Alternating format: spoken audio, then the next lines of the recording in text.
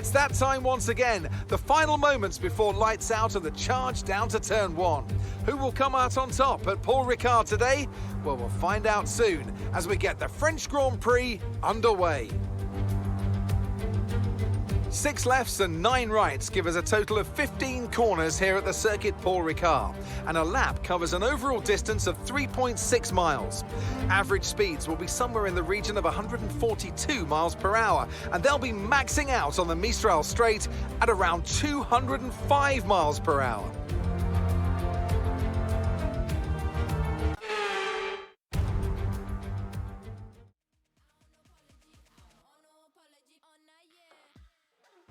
Hello everyone and welcome to Formula 4. We've got the first race of the European season here in France today, but I'm not on my own. I'm going to be joined by Diggle. Say hello, Diggle.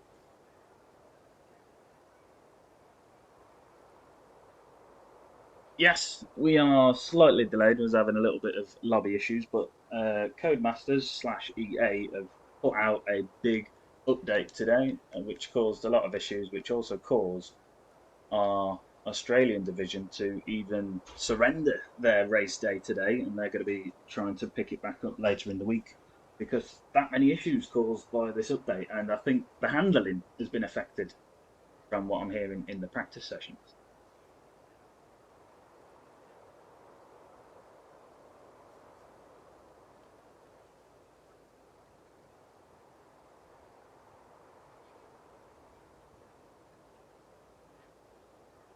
Yeah, it's as you say, a lot of people have got a lot of practice in.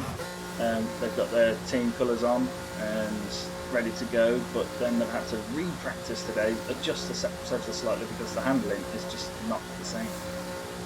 But we go into a full qualifying session, new season, new rules. So with the qualifying session now, we have Q1, Q2 and Q3, whereas previously Q2 was the you set your lap on the tyres you was going to start the race on. That rule no longer applies, so you can set your laps on any tyres you want, and you can start the race on any tyre you want.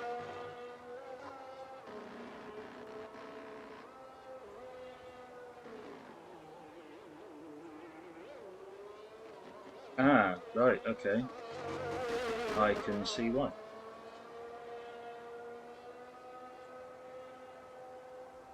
Try again now, Diggle. Evening, right, second time's the charm, I hope. So, no, if you didn't want to hear my voice, it's fine. I'm sorry, but there we go. Groftas saying, there it is, there he is. And, well, the first stream for Formula 4 by us was never going to go swimmingly, was it? And already we can see there's chaos, almost pandemonium, you could say, in our stream. But will we see pandemonium here in France? I don't know. Let's find out. Well, I'm just riding on board now with Mini Ramsel, driving for Puma. He's just coming into the last sector on his outlaps. He'll be the first guy to set a actual time here. Be nice to see how the tyres hold out. Well, see if he can set the benchmark for the first qualifying session of the season. Yeah, Mini Ramsel driving on a wheel for the first time this season. So he's got pot 3, sorry, I should say, for Puma, but I'll let people take it away on with an onboard. So he's rounding the final corner of turn 15 and onto one of the longest straights on the track now. So it's going to be a nice big dive into turn 1. He's going to want to try and hold it as far right as he can, as it's going to dip away to him to the left. He's going to have to cut back right for turn 2, making sure he doesn't go over the white lines on exit here. Coming around the corner, he's kept that nice and clean. Now he's going to come flying down into this nice little tight section, heading out the first sector of 3, 4 and 5. He's nice entry. He's going to want to try and tuck it right, left side. He's actually bailed off the lap. Yeah, he invalidated. Shame. Unfortunately, with this track, it can happen where there's a very different layout here in France, where you don't have the grass and the gravel. You've got these blue and red strips, the blue representing the grass and the red actually representing the gravel in real life, a bit like sandpaper, different grits. Should we try and pick it up with Mikey G from and then we just left it? I'm just trying to get on board. Oh, literally perfect timing there, okay? So he's now going to be coming on to the first DRS zone that he's going to be able to use on this lap. To to probably one of the main overtaking points come the race later on. And again, this is going to be a nice quick left and right through 8 and 9, but he's going to want to be careful again of the white line on the outside, and then again hold it in tight so we can straighten the car up as soon as possible to get the best drive possible just to this long right-hander that's coming up at turn 10 that's going to dip away. So he's had a nice drive and exit there, up to 8th gear. He's going to stick as far left as possible. Don't want to go too much up on the curb, you don't want to set the back wheels off, which we have seen in real life. And he's going to come all the way down now into this long turn 11, which has kind of got an off camber exit as he brings it up. But everything's looking smooth and tidy. He's to the long left-hander now of 12, which is going to flick back on himself for 13, so he's going to want to try and keep the car nice and straight and then bring it to the final 2 corners here. So if you look left here, you're going into 14. On the right is the pit entry, come the race, and then into this really tight right-hander, which he's going to want to try and get a nice exit on, which he has done. Use a bit of curb on the exit. He's going to come flying down to the line from turn 15, and it's going to put us on the board with a 1:31.973. So there you go, the gauntlet has been laid by Mickey. Yeah, very good time there. And racing for the green team, Castrol, Mikey G, TI in top 2. So who else have we got about to settle up? We've got Mini Randall, I think, invalidated again. Pillars has just crossed the line there as well with a 33.2 for the Marlborough. Lovely delivery. Who we got? So I've got some of the Samsungs coming around. Nico Rosberg just coming up. Oh, he's on it now. Beg your pardon, not the Samsung. It's the Puma, that one. There you go, new season, new liveries. Yeah. Right. We will go through the liveries soon as we find a quiet spot. But Xerxes taking provisional pole for this session with a 1:31.7. Fantastic drive from Xerxes. We've got DJ's just crossed and started on a lap. We have another Castrol that's just crossing the line now. J Mart's with a 1:53.7. So something may have happened on the lap there, but he's still got a valid time on the board. So he's next one looking to settle up. He's looking pretty slow. So I'm thinking He's getting out of the way of 2 cars coming up behind him there. He's got a bit of traffic. There's a slight gap. there's a lot of traffic behind him there. But if he's timed it right, he might be looking for the toe on his hot lap, which round here is going to, well, it's a good couple of tenths around here anyway. Again, a couple of these drivers getting used to the latest update.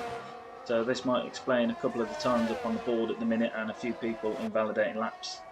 Just trying to get used to the new handling. Hard enough when you've got a new game. Even though you'd think new game, repeat the last one, just do the same, change the cars, but the handling is completely different. The way the cars handle is different, which I suppose is respect to real life also. So. Well, right, as you said that as well, I just cut to the Castrol of J-Marts, who obviously just done the lap, presume on an in-lap now, and he had actually gone round at the chicane on the back straight, turn 8 and 9 there, between the 2 long straights. He was sideways, so again, didn't quite catch what happened, but like you say, the handling of the car's different on this game, and especially with whatever update has just how that's affected the drivers today as well. As I say that, we got another guy round down at the same chicane there. DJ Death Dragon. Pippin P1 with a 1:31.1. 31 is definitely the times you need to get through this session, but it's looking like we're going to be into the 30s pretty soon. Well, as the session goes on, they're going to get more comfortable with the setup, learning where they can push a bit more now, and the times are just going to start to drop and drop and drop. And as I say that, I believe we may have Pease is actually going to be coming around to finish his lap now, second to last corner. He rounds turn 15. He's had someone's in front of him getting a bit of a toe off that. How is this going to affect him as he comes down across the line? And it's going to be a 1:31.2, so 10th off DJ, but it's back straight up there. Fantastic, yes. And CM Skate putting the what is that? I don't do Twitch very much, but basically, CM Skates has just done something. Hello, CM Skates. Glad to see you watching. And he's done us some 500 bits. bits. There we go. He's put his bits in the Twitter. There we go. Not the Twitter, the Twitch. Twitter. Anyway, right. Let's get on with the session. Death Dragon currently holding the top spot with a 1:31.1. Who else can contend for that? Our reserve driver Tom coming into the pits with a few issues with the pit lane on this track. Apparently, a few drivers having some difficulty with where the painted lines are and where the actual limit lines are, so we'll have to watch out for penalties there. Oh, Bloom, apparently you're a little bit quiet on stream there, Ah, am I? Okay. according to the chat. But just to kind of add to what you're saying there, all these times coming in thick and fast, but it's when they're actually getting a valid time in. Everyone's a bit guilty here and there getting those invalidated laps around quali, but it's that middle chicane. I keep seeing the yellow flags thrown down the back straight where either they're running a bit wide or something's going on, but they are really trying to get through this, where a lot of time can be gained and lost. And again, we've got yellows in sector 3. No one's gone off there. It just looks like people are letting each other through again. It is a nice sporting way to be. If someone is on a flying lap behind you, you do get out of the way, let them do their dues, as they are going to repay the favour when it comes to your turn. Yeah. 8 minutes left of the session, and we have a lot of cars out on track, but again, only half of them have set a valid time. So again, just to reiterate your point, I think a few people struggling to set a time, and then they're just trying to stay out of the way of other cars as they're coming round. And as well, you mentioned about pit entry being a bit of a tricky one, and pit exit as well, coming out onto the racing line for turn 1 effectively if they're not careful. Rosberg doing a very good job to avoid several cars coming down the start-finish straight there, making sure he didn't interrupt their run. Yeah, the pit lane definitely much improved from a few years ago. If you remember, the pit entry used to be on the start-finish straight, and Pease has retired. Is that an in the pits retirement? That is a Pease retired. He's happy with his time for the session. He knows he doesn't have to go out again. That's the confidence of this man. And Mikey G is round. Not really sure what happened there. Joined him late on the spectator view, but who's coming round that final corner? Is that Mini Ramsey? No, it's not. It's one of his teammates. It's Chazza coming round. He's going to be setting his first timed lap. Well, 1:47.2. So yeah, must be something. And I just want to jump in there, talking about first time lap. Mini Ramsel did put in the chat earlier he's going to invalidate a few times, but he's actually kept the lap together on track. So what's it going to be for Mini as he hits the line now? It's going to put him up to P12 with a 35.1 up, and immediately demoted down to 13th there. I didn't catch who crossed the line behind him. It was Sloth, I believe. Yes, Sloth pushing Mini Ramsel down, but still a respectable time for Mini Ramsel, getting used to. Is that Glock? It is Glock. It is 31 dead. Provisional pole in Q1. Ooh, 31 dead. We're going to see some 30s, aren't we? We're going to see a 1:30 somewhere. So you have to set a time still. I just want to down it. You say 6 minutes on the clock as well. So we've got Jay Hamster, Walker, Rosberg, Bannister, and Tom. 2 of which are actually on an outlap. The latter 2, Bannister and Tom here. So right, let's just go have a flick to see how many laps we've actually had done by the drivers. You see how close Walker was there to the car coming out of the pit exit, which was his teammate Hamster. Walker invalidated his previous lap, and he's going again. As Diggle just said, a few people still to set coming across the line now is Chazza. Sorry to jump in there, but this will be his first time on the board as well by the looks of it. Doesn't say outlap, so where's it going to put him? And a provisional pole with a I've lost the times on my side here, but is that not? That's a 1:31.012. So very nearly into the 1:30s. Very nearly. We will get Top there. 3, all covered by less than a tenth of a second already. It's going to get spicy. It's spicy. So we've got Bannister on an outlap. He's about to start his flying lap now. Yet to get a time up on the board. Oh, and so we've got Walker and Tom both in the final sector, both on a similar part of track as well, actually. Just coming around to the little left, left of 12, 13 and 14 just before the final corner. Oh, and on board with Walker, and he just invalidated on the final sector. Let's jump on board with Tom. To Tom now. How's Tom going to handle that exact same corner? They're trying to carry as much speed around that left-hander, but it drifts the car so wide. If they get a snap, it's going to push them over the white line, and unfortunately even, it can punish you just like that. But Tom are in the reserve livery race Formula 4 car today is going to come down across the line.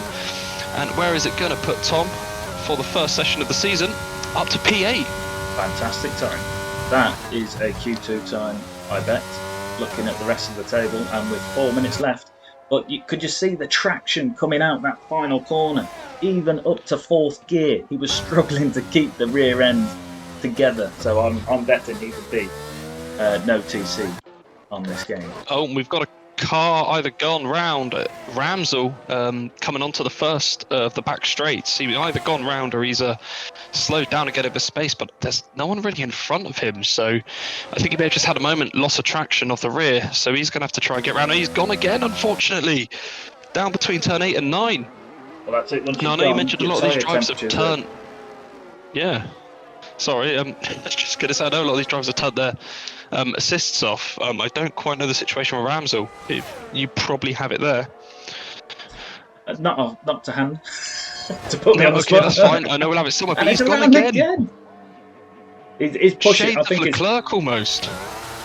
I think his tyre temps have rocketed up, and he's not taking into consideration the heat of these tyres and the lack of grip. But it's because he wants to get round his 16th. He needs to get into the pits, get fresh tyres on, and get back out. So, yeah, but you need to be careful though. You don't want to keep spinning. It's going to cost you more time otherwise. Well, yes, taking a very scenic route round the track here. But clicking on to J-Mart for Castrol, and he's got a purple sector 2. Now, is that because he's quicker than the 3 cars in front of him, or is that because he got the fastest of the section? We will keep an eye out on that. I believe. Well, I mean, I'd like to say fastest of the session because that would really surprise the likes of Chaz, Glock, and Pease. They're already retired from the session. They're happy. So you know, these guys at the top, we know they're going to be quick. So if anyone wants to throw their name in the hat, let's see it happen. Well, you just need to be quicker than the bottom 5 during this first qualifying session. So let's see. And just to quickly jump on this, it's going to be touch and go for Ramsel here. He's in the pits now. He needs to be in and out of that box pretty much instantly if he wants to try and improve that time. But Walker and Nico, the 2 guys, still haven't set lap time yet. They are on their outlaps. They're on track, so they are going to be covered. Yep. J-Marts and Chewy both crossing line, improving. J-Marts up to P9, Chewy to P11 for Castrol. Who else we've got? We want to focus on Walker, as you say, Walker and Nico. They're both on an outlap now. Enough time Nico to get is round. further up the road to Walker, so that'll be a nice easy pairing to keep hold of. There's a car in the middle, but it looks like they've moved out the way nice and generously of them. Mini Ramsel has just spun quite early on his lap. He's going to struggle to get round. He's really struggling to turn his car to get back on track. Hopefully he has enough fuel to get round and go again. Also battery deployment as well, to be fair. Fuel and tyre temps is one thing, but just having that ERS ready to actually burn for an entire lap. But just keeping an eye who's out there. So we've got pretty much all drivers out, bar a few. Well, and, Ramsel is Nico's heading out, but he now. doesn't have enough time to get through. As you say, Walker and Nico are the ones we want to keep an eye on for having not put a time on the board yet. But just Mikey needs to improve. He had a purple sector 2, so it's looking promising for the reigning Pot 4 champion from Season 3. Let's see where he is, and we've got Jay Hamster's retired. That is a pit lane retirement. He's happy with his time. He's in 10th. So depending on how much these guys can improve, he could be safe. I think 32.5 is relatively safe because we've got some 33s further down the board. Ramsel isn't going to improve. He's not going to get out and around to the line in time. And we've got Mikey just coming down to the line now. He did a 33.9. Where's it going to put himself now with a 33.2? He stays 16th. Does he have enough fuel on board to go for another run? His fuel light is flashing, so I don't think he does. That might be Q1 for just Mikey. But just hop back to Nico. Nico's coming around the final sector now. We'll see that traction on the back end there again. I just think it's going to be a very interesting season. He's gone wide. He's gone wide, but he didn't invalidate. Oh, he's got away with it. He did. I think he backed off just enough for the game to allow him to keep that. So, to be fair, at this stage, any time is going to be worthwhile having on the board. But it looks like it's been a relatively neat lap as well. So he's come out the final corner. Straightens up as quick as he can. DRS open, down, across the line. Where is it going to put Nico? Up into P15. 33.1. But hold on, we got Walker around in the final corner now as well. Can Walker upset the party here? And again, DRS open. He's going to come down to the line. He stays to the left just to maximise his drive. And it puts him up to 7th with a 32 flat. And he knocks out Nico. Nico, who was safe there in the final final breath of Q1 gets knocked out by Walker as he crosses the line and gets P7. So Mini Ramsel. Mini Ramsel might still be in it. We have the father and son duo Yes. at the moment on the back row. But, as you said, yeah, Mini Ramsel's actually out. He's on a hot lap. He's just come down to the line now. DRS is open. He is staying all the way to the left there. And it is I don't think he improved, unfortunately, but a nice little spin there for the fans. Yeah. I think that is our Q1 session here for the returning Formula 4 Season 4 European Division. So, that was quite an interesting session. That's the first 18 minutes.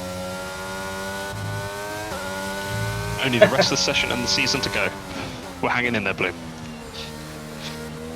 So a few other people noticed the back row, as you say. Little family fight. Mini Ramsel and Ramsel voicing their opinions on there. But obviously Mini is happy as we go through. And we have knocked out from this session, unfortunately. We are losing Nico, Pillars, Just Mikey, Ramsel and Mini Ramsel. So we do have that family feud at the back of the grid. So that will be an interesting start for the French Grand Prix. Now, I know it's early days as well, but already losing 2 of the Marlboros in the first session. Yes. As well. So remember, these are teams of 4. They want to try and get as many cars as they can through as high up the grid as they can. So losing 2 drivers early on, I know it's only the first round of the season, but these joint team championships do get quite spicy. Yeah, first round of the season, but as we've covered before, 13 rounds this season, whereas last season it was 24. So if you lose 2 of your drivers in Q1, and that then makes the job harder for them come the race to score points, you've got less of a buffer to try and save your championship battle with only 13 races. And just to kind of throw a bit of a throwback to last season and the commentators that we had that did such an amazing job, just putting in the chat, typical that Ramsel and Mini Ramsel, of course, be starting next to each other when he's not here. So that would be referring in regards to all the names that were, what was it, Junior and the chiropractor? Yes. That's one thing I'm worried about coming into doing the commentary this season. Everybody had their names, well, doing commentary with Mr. Monday himself. And, also I'm here. Woo! But I think as the season goes, we'll develop a bit of a rapport with the drivers. We'll also get used to the teams, because that's a bit of a minefield at the minute, trying to decipher which team's who's driving for which team, what spot they're in. But all will come more apparent as the league evolves and everything else. I mean, I don't know what's more dangerous, to be honest. I just saw the 2 JPS cars of Bannister and Glock heading out. And I'm thinking, if they're going to start giving each other a tow, those are 2, quick drives as it is. Is Bannister going to be looking for Glock to give him a little bit of a pull around? Possibly. I mean, we did see some good slipstreaming. Also, I did spot Ramsel giving a slipstream to somebody, but he was quite busy into detail on something, so I didn't jump in. But Ramsel was giving a tow to somebody earlier. But we had Andenge last season, the Cambries, who was the master of giving a tow, supporting his team. Are we going to be seeing that this session? Many a time for getting me into Q3, to be honest. So yeah. What Q3? What's that? What's exactly. Q3? The only driver to never have done it last season. But keep an eye on the chat there. Joftas coming in. Just you can nickname the lads what you like. Forget about the skate guy. He's on this. You cut him there with Slothy Boy. Slothy Boy. And Chaz, the Geordie Juggernaut. I don't know why I'm doing it in an accent. Completely unrelated. But, ladies and gentlemen, boys and girls, we have Bannister about to start a lap. Now, as you said, utmost respect to the previous commentary team. I don't mean to pick fun. Let's go on board with Bannister as he sets his first lap for this Q2 session here for Formula 4. And a very nice, shiny black and gold, iconic colours really for a Formula 1 car. So, well, just like last session, we're probably going to be seeing everyone just want to get a lap time on the board nice and early, just so they know they have some security. Because, well, as we saw, Q1, it came down to the line, 2 drivers setting their first laps within the last minute and a half, and it cost one of them getting through to Q2. Yes, I think track limits are a small issue on round France. Not that there's an issue. That's something you know very well from previous seasons. Maybe not last season, but it's a skill. I thought you meant points equal prizes before. But yes, Bannister coming round the final sector. He's going to be putting the first time up on the board to chase everybody for this Q2 session. And I've gone outboard because I'm just looking at this John Player special livery. Have we even mentioned the team names? I don't know if we have gone. I covered a couple, but yeah, I was just going to say I was watching the outboard there because the way the sun shines off the gold and black, it's a very pretty looking car. It is. So we go with 132.9 for Bannister. And Xerxes just behind in the Puma. Yeah, very shell suit looking colours on the Puma with the 132.0. And then just behind him we got Hamster with the Samsung, crosses the line with a 32.1, splits them both. Yes. And then just behind that we're getting all 4 teams come across the line here with Mickey for Texaco. I saved that, 32.4. Castrol. Castrol, that was close. Close. You was a season or 2 ago. That was last season, yeah. So we've got Death Dragon about to cross the line for Marlborough. We've gone cigarette special this season, and he sets the provisional pole time with a 131.006. And that, I think, is the fastest of this session so far. Bar a couple hundredths, but they are really pushing the boundaries now, the 130, like you say. Well, I said we haven't hit the 130 yet. I think the last session it was like a 31.021. We've got a 006 now, so that, I believe, correct me if I'm wrong, is the fastest of this session. It is. Yes, it definitely is. And just keeping it on the chat there, Sloth or Slothy Boy, just putting it in the chat, he's really struggling to turn the car in the last sector. Yeah, I think there's a few. It's getting the power on. I mean, you can turn the car mostly, but as soon as you've turned it, you need to be fully straight before the power's on, because otherwise that back end is going. Well, it'd be interesting to see as well if it's maybe the tyres overheating as well. The game can be quite realistic with that kind of side of it. If you have a bit of a spin, the tyres get a bit hot. So if they are burning them up before the final sector, it could be affecting them. Yeah, I think evidence with Ramsel on that last section, because he was all over the shop trying to get back into the pits to get fresh tyres on to go again. But Keyser about to cross the line. His teammate, just coming down. Wow. 131.7, but that is nearly 8/10 off the current pole time for his teammate. But I was going to say the team will just be probably looking at the fact that they've got the 2 drivers that are left in quali up at the front end. Yes. So they're going to try and get them, if they can get themselves through to Q3, give themselves a strong chance with whatever they have left.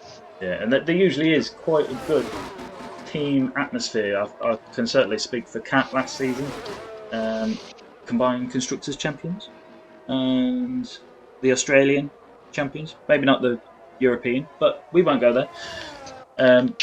Definitely, as the races was going on, we'd be supporting each other, and as we get through the qualifying sessions, we'd be putting in the Discord chats. Go on, lads, keep going, get up there. Or if all 4 of us got through to Q2, we'd be cheering each other on. So yeah, as you say, them 2 up the top for Marlborough, doing a fantastic job in replace of the 2 teammates who unfortunately got knocked out of Q1. Well, 3 of the 4 at the bottom there without setting a lap time are just about to cross the line now. We have Curtis who leads the way to Sloth and Chazza, all coming onto the start-finish straight now. I believe Pease was a little bit further round in the last sector, so Curtis is just coming into the first sector now, through the quick left-right of 1 and 2 again. Just wants to be careful of that white line on exit. It could be so easy to just have the car slide on you and go over, and that's your lap done and dusted just like that. But he's hugged it to the left now as he's going to come round 5 and 6 onto the long back straight and the left kink of 7. He's going to run the car nice and wide, try and maximise the drive that he can in that JPS. Again, just watching from the onboard, the sun really does reflect nicely off that car. But can he get his braking right though with the DRS wide open into this little chicane of 8 and 9? hugs it to the right, cuts it to the left. It's nice and tidy. Gets as much curb as he can to straighten up early. Power down again to the second part of this. I think it's 1.1 miles straight in total. He's going to throw it into this long right-hander. A bit of traffic up ahead, but if they get in if they come into play, they'll probably move out the way. But it's another JPS as well, actually. Is he going to get a little bit of a toe down to the line? Is this the team game playing in already? Who is that in front? It's Bannister, who's on an outlap. So Bannister will be staying out on track. This could be playing perfectly into Curtis. Sometimes it's better to be safe than sorry. But yeah, Curtis really pushing the limits on the white line there, but done a very good job. I'll let you finish. No, it's fine. He's kept it absolutely nice and, like you say, neat and tidy. It's down to the line. Where is it going to put him? Currently no time on the board. Straight up to P6 with a 32.3. So he probably will be thinking about maybe going again. The cutoff being a 32.9, so it's getting quite close at the back end there. Well, as and you say, Chazza comes through with a 30. There you go. There's your 1 minute 30.8. There it is. There it is. Chazza. Getting it in there. What do we have a name for Chazza? Chazza, the Geordie Juggernaut. But we'll just call him Chazza for now. But Bannister. But here's a familiar view. Bannister with the toe off his teammate down the first of the two long straights. Is Curtis going to bail out the way just before he does as well? Perfectly timed. Fantastic team play there. And Pease has crossed the line with a 30.4. Wow. Wow. Sounding like a what's his name? Forget about it. Let's move on. The guy with the big nose. Owen Wilson. That's it. There you go. Wow. Now I'm stuck on board with Bannister. Bannister having got a cheeky toe off his teammate. For John Player Special.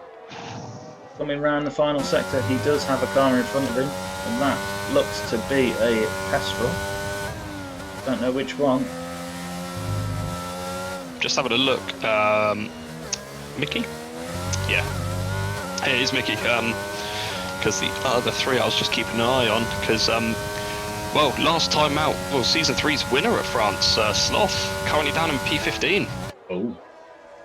P15, that's not a representative lap time there. But Bannister did improve. He got a 1:32.1, putting him up into 7th. Which does take him above. Is it Mikey? You keep saying Mickey. I think it's Mikey G. I thought it was Mickey and the other one was Mikey, but I don't know. Someone will correct me at some point. Yes, I'm sure. But hopefully the driver himself. Two times in the 1 minute 30s. How many more can we get? Mini Ramsel tonight on the comments. Chazza for pole, says Mini Ramsel. Puma. Who have we got coming near the line soon? We've got a white car, which can only be Walker. He's on an outlap, but he's got two Castrals behind him. Chewy. Right, on board with Chewy. He's about to set a lap time on a flying lap. Let's see where he can get himself. He's got a 1:33.0 at the moment. He can get a bit of a cheeky toe off the car in front, which I think is Walker. Yeah, and Chewy does improve by 0.3, taking him up to P11, which is not probably what he wants in this session, because you want to be getting into Q3. But again, free tyre choice if you finish P11th. But this season, free tyre choice if you finish P10 or P1, because the tyre rule is out the window. So as we can see, all cars this session have been on the soft tyres. And there we go, Pease again, showing that he's confident and happy with what he's done so far. We saw this a lot last season with a lot of the quicker guys. They don't have to go again. They don't have to use another set of tyres. They're happy now. They can just relax. No, but that is watch, as you say, the pandemonium unfold. Hey, that is quite a deficit, though. He's got 4/10 to his closest rival, and then 8/10 to anybody else with Death Dragon, and then another 8 on top of that. So, whereas the gap was quite tight the last session, this session we've got a huge gap at the front, and then a gap and a gap. What we do have, I believe it's Walker in the final sector, next guy to cross the line on a flying lap, and then behind him we have Glock in P5 with a 39.1, so let's see what these boys can do. Walker's time, yeah, definitely not a representative one, 41.8. So He's got 2 minutes left on the clock to see what he can get out of that Samsung. Where is he going to go? He's previously got the 141.8. How much is the improvement? It is a 31.4 straight up to 4th place, splitting the Marlboros. Yeah, he's backed off. He's got an additional 30 seconds to get round again if he does have the fuel to try one more time. But I think that and Glock has crossed the line and given you your third 1 minute 30. There we go, 3 drivers now. There we go. Proving that we can do it. We can be in the 130s. But this is still only Q2. We still have Q3 to go. And Walker, respectively... They can be in the 1 minute 30s. We can't. Yeah. I'm here. I'm looking at somebody in the 1 minute 30. It's a road on board with them, so I might as well have done it myself. That's fine. By association, you can be in the 1 minute 30s. How about that? Yay. I'm actually trying the less assists this season, but on the pad, since this update, pads seem to be...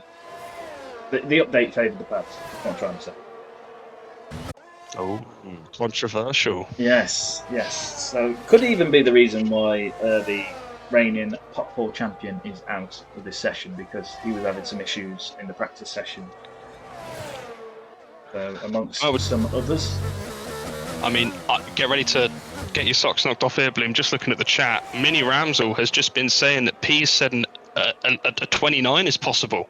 Ooh. Come on, Peas. Put your money where your mouth is. Show us a 129 in Q1. That's what we want to see. Right, let's get on board with some people who are going to be crossing the line. And we have we just had Tom go off around the first sector after setting his lap. Or just about to set his lap, but unfortunately doing so, he's not going to have enough time to get around again for our reserve driver. No, but one person who is going to get round again, who needs to, is Curtis for John Player Special. He's about to cross the line on an outlap, so with a few seconds to spare, he can now start his final lap of Q2. And he's got Bannister in front, who, unfortunately, by look on my readings, is saying he's already invalidated the lap. So he may have had the this and next lap invalidation from his previous run. Please do correct me if that showed differently on your screen, but if he's going to be doing the team game here, he's going to put himself at risk. He's near the dropout zone himself.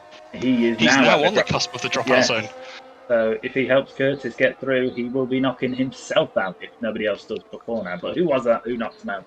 I don't even know. And coming across the line, Chazza just cementing the time that he had on the board there. So yeah, they are the two that are going to be setting the lap now. What about Tom? Oh, Tom's invalidated. Tom had a moment in the first sector, unfortunately, went round, unfortunately validating his time. So this little John Player Special train we've got is going to be the next, well, it's going to be Curtis next round. Close to see who makes 8 to 10, 12. Well, I just think it's kind of bittersweet, really. Bannister's done the team game there, helped his teammate out, but in doing so may actually eliminate himself from a Q3 appearance. Yes, but Bannister is the Pot 4 driver for the JPS team, and Curtis is the Pot 2, so he really does need to be trying to get up there and fighting with the other Pot 2 drivers. Let's see what he can do then. He's coming down to the line now. It looks like a really nice tidy up, especially with the tow and the DRS. He jumps up to P10 with a 31.9, just sneaking in. He did exactly as you predicted, Diggle. He's had a tow from his teammate because he's only 2/10 higher than his teammate Bannister, who helps tow him round. So, like I say, it's a bittersweet, but being the Pot 4, he's definitely thinking of the bigger picture here and helping out the driver, in the higher park division. Definitely. It will more than likely pay dividends in the constructors. So that is our Q2 session. So we lose another 5 drivers here. So we'll wait for the screen to go through to go to a car on track. That's a bit more interesting than just looking at a dormant pit lane. So riding on board with Curtis are P10 for this Q2 session.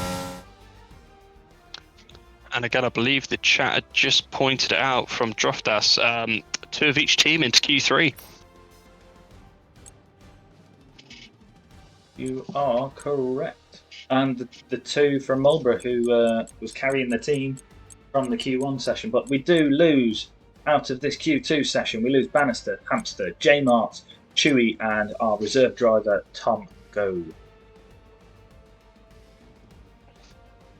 Right, so they did what you asked for. They got into the 130s. They did. I've heard the rumours now of the possible 29s now. So Peas, Glock, Chazza. What can you boys do? I want to see it. I want to see it. That's what I want to see. I want to see a 129 up on that board in purple. Right. Well, let's see what they can do. This is going to be the session we're going to see all drivers pushing now the limits. They've had their 2 sessions to find out what they can do, get comfortable, get confident as time goes on. They're going to leave nothing on the table for this. Surely not. No, I mean, first race of the season is where you want to stake your claim. Third, again, I've got to keep pressing it. 13 races. Every point will count this season. Not that it didn't before, but if you DNF here, if you drop the ball, if you damage your wing, end up at the back, you're going to regret it. So it's all to play for, and the further you can get up the field at the start, the better. And I know I mentioned earlier on, Sloth won last time out here in France. P2 was actually Peas. So 2 drivers that are used to finishing on the podium here last season have made it through into Q3. P3 was Andenshu, unfortunately isn't with us this season. But like we touched on earlier, brilliant teammate when it comes to giving the toe. Yes. And talking about top finishers, this season I am going to be trying to bring more stats in honour of Housey, who was the stat man. I'm going to look into the heritage of Formula 4 and try and bring you some stats from the league as a whole. So I'm trying to get stats from Season 1, Season 2, Season 3, and compress them into Season 4 commentary and bring you some interesting stats about all the drivers. But something one of the other admin have prepared for me.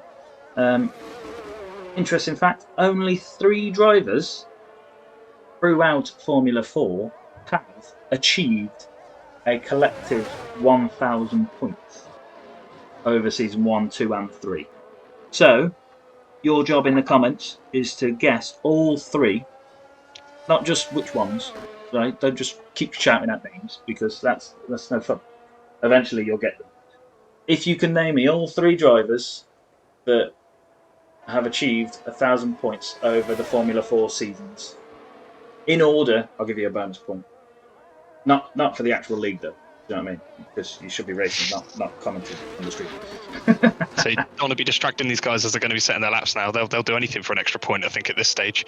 No, so, but this is for the Q3 and Q2 exits, or our spectators as a whole. Interesting facts and just a snippet of what we might be bringing you for this Formula 4 Season 4 commentary feed.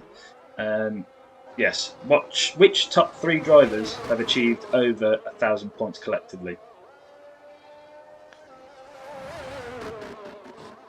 No, not the teams. Sorry, the actual drivers. Right.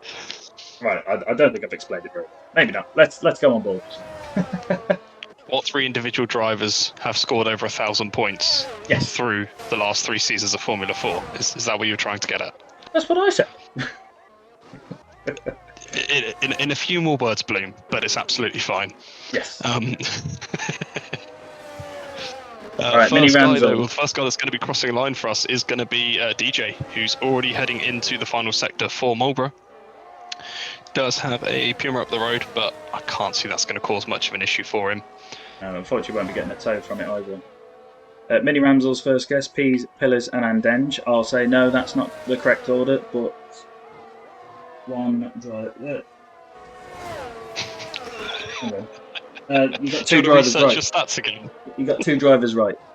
Droftas knows the answer because he gave it me, so you can't play Droftas. The third answer's me. Oh wait, no. You have to show up to races to get those. Has turned the penultimate corner. He's coming down the start-finish straight, and he's going to be crossing the line, setting the first time in this Q3 session of the 1:30.4. That's a fantastic matching the quickest time of Q2. Xerxes with a 131.3. I've not seen a 129 yet, Peas. Tell you what, Bloom, it's looking likely. It's looking likely. We've got Glock rounding the final corner now as well. He's coming down now. DRS is wide open again. He's just stayed to the left to minimise the drive to the line. Where's he put himself with a 30.6? Ooh, P2. Oh, they're just teasing you now. Right. They are. Teaser just start. Well, no, he must have invalidated. He's about to cross the line. What's he gonna do Oh! with a 130.2? We're getting there. We're getting there. Who is next to cross the line? It would be Sloth, but unfortunately, it looks like he's invalidated his lap, so he's going straight back in. And then behind that, we have Mikey. Someone tell me the right term here. He's going to be rounding the final corner. And can he mix it up at the front for Castrol? Got it right that time. Yes. And he's going to cross the line, and it's going to be a 131.9 again. So close to the back of Xerxes. Yeah. I mean, So does only 5 drivers setting a time though. There is. So far, we've got Walker and Sloth in the pits, but I think Walker was out. And so Chazza is just crossing the line now for Puma. Where is he going to put that car with a 130.2 again?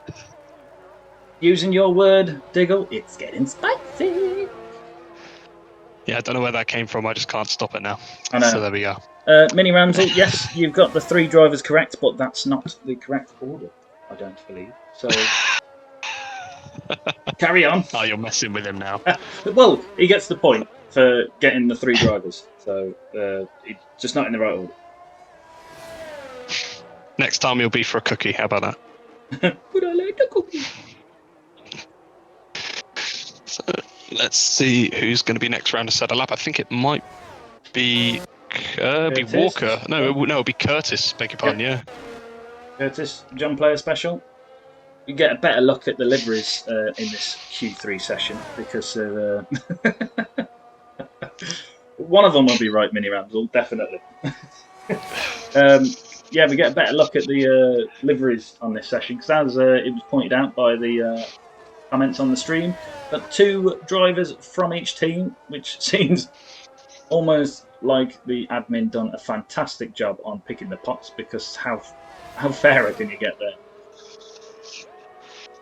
Exactly, and all this it just adds to everything. We previously with ourselves, I don't know if I could speak for yourself, Bloom, but it doesn't matter where you are on track, you always end up finding yourself having a battle for no matter what position it is. It's always worth fighting for because the points running down the entire length of the field. Yeah, it's basically as the pot driver, you need to beat everyone in your pot. So if you're finishing 13th, should I say, it doesn't really matter who else is ahead of you as long as your pot rivals are behind you. And Curtis is just to cross the line now for his first time lap with a 131.7. So seeing a slight bit of a divide here between the pot 1 and the pot 2 drivers, obviously of the teams, which is come to be expected, but it is separating them. Chazapes, Dragon and Glock all in the 130s, and we've got Xerxes, Curtis and Mikey in the 131.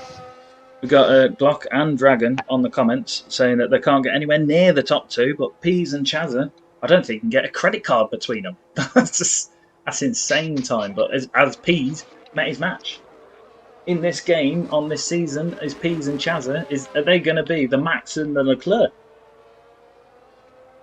Hopefully with a lot less engine failures. But that's one thing I just think that this game misses. Can you imagine? Walker.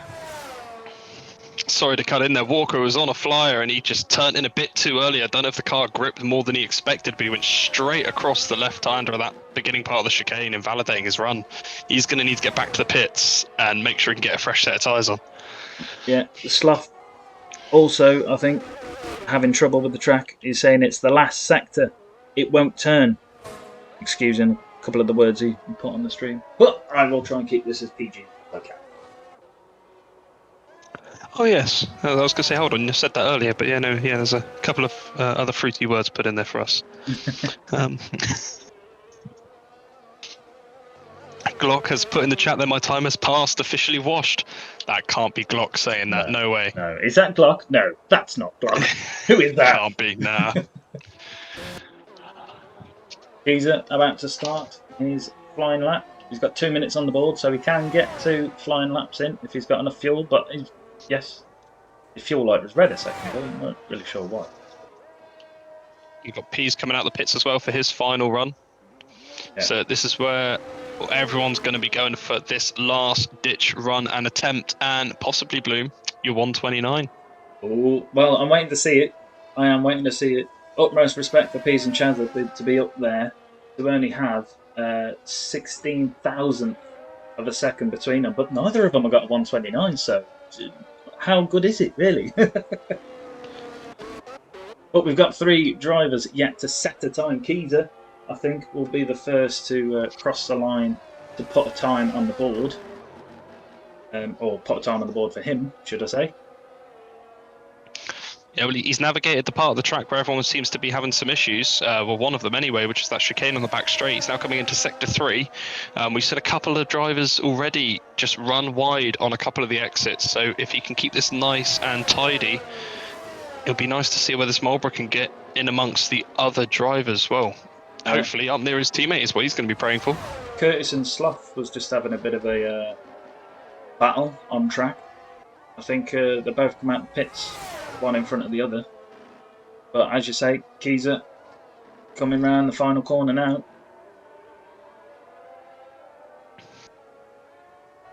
That's been a very nice and tidy lap. Where is it going to put the Marlboro as he crosses the line? Up into P6 with 131.6. Again, just emphasising these pots that have been drawn and the way it's been dealt with is just working perfect. Yeah, it's almost representative of pot 1 and pot 2. Almost. Oh no, Walker has just invalidated his run on that middle chicane again. He does have he's enough really time to struggling get with round. the middle sector. Well, he's on an outlap, so that's not going to hurt him too much. But Death Dragon crossing the line. He does improve. He goes a tenth and a half quicker, but that's not enough to do it. Chazza, did he improve? I didn't quite catch. No, he didn't improve, unless he was on an outlap. I missed that. Xerxes has just started a run now. Walker's come around. We got Pease who's just starting his lap as well, and then, like you said earlier, the 2 JPSs are having a little bit of a squabble with the Castrals. Curtis and Glock are both on their final runs. Mikey G crosses the line, improves by nearly 5 tenths, gets himself up to P6. We now have Sloth about to cross the line to start his flying lap. Walker starting his flying lap also. Not much with 2 seconds to spare on the clock.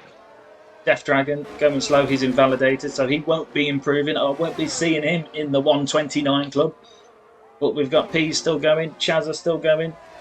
Chazza, purple sector 2. He's playing the team game here for Sloth as well. Sorry to jump in on you there, but he's actually just where he's done his lap. They're coming onto the back straight. Obviously, Sloth yet to set a time. Is Mikey going to drop back to give him a bit of a tow? He's actually moved right out of the way for him, just to make sure he doesn't get in the way. Right, I'm going to stay on board with Chazza, our current pole sitter provisionally. The session has ended, so anybody who crosses the line now, this is setting their time. Can we see a 129 club? Let's wait and see. Coming down to the finish line, his fuel light's flashing. He's only got 20% deployment left, and he's got a 130.084. Can Pease deny him of the pole? He's got a 130.2 just following up on that right now. Xerxes does not improve, unfortunately. Pease with a 130.1. Clock's invalidated. He can't improve. Next is Curtis to come down around to the final corner.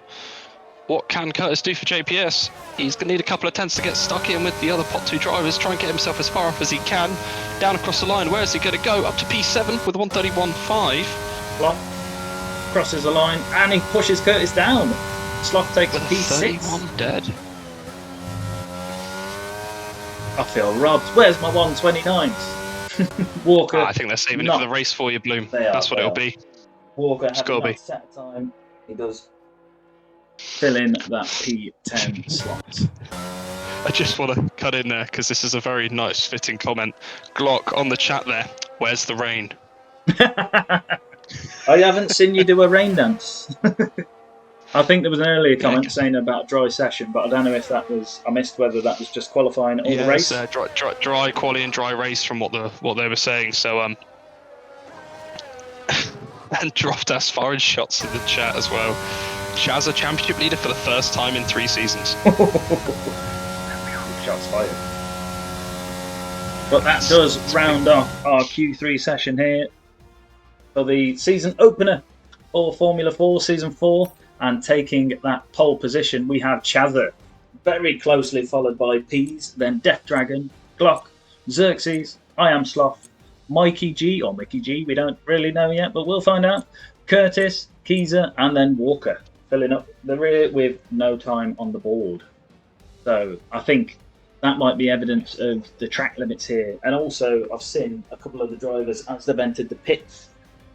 The pit line is a bit of a dodgy one on this track, but it's fair for everybody. There was a notice put out on the stewards board on Discord for the league, so everybody's been made aware that there is a little bit of an issue with the racing line coming into the pits. So penalties will be reviewed after the race. So we'll take the results as they stand for now for the stream. Oh, and now we're coming to the main meal now, the main course of tonight's race. We've seen them all do their laps, one-off runs, but can they now maintain it over a full race distance, or 50% race distance that we do here, but for the race now, with the other drivers chopping at the heels? Yes, this is the busy end now of this Grand Prix session. It's looking slightly overcast on the stream, to be fair. I think Glock's had something to do with this. If there's going to be rain now all of a sudden. Yeah, he's been doing his rain dance.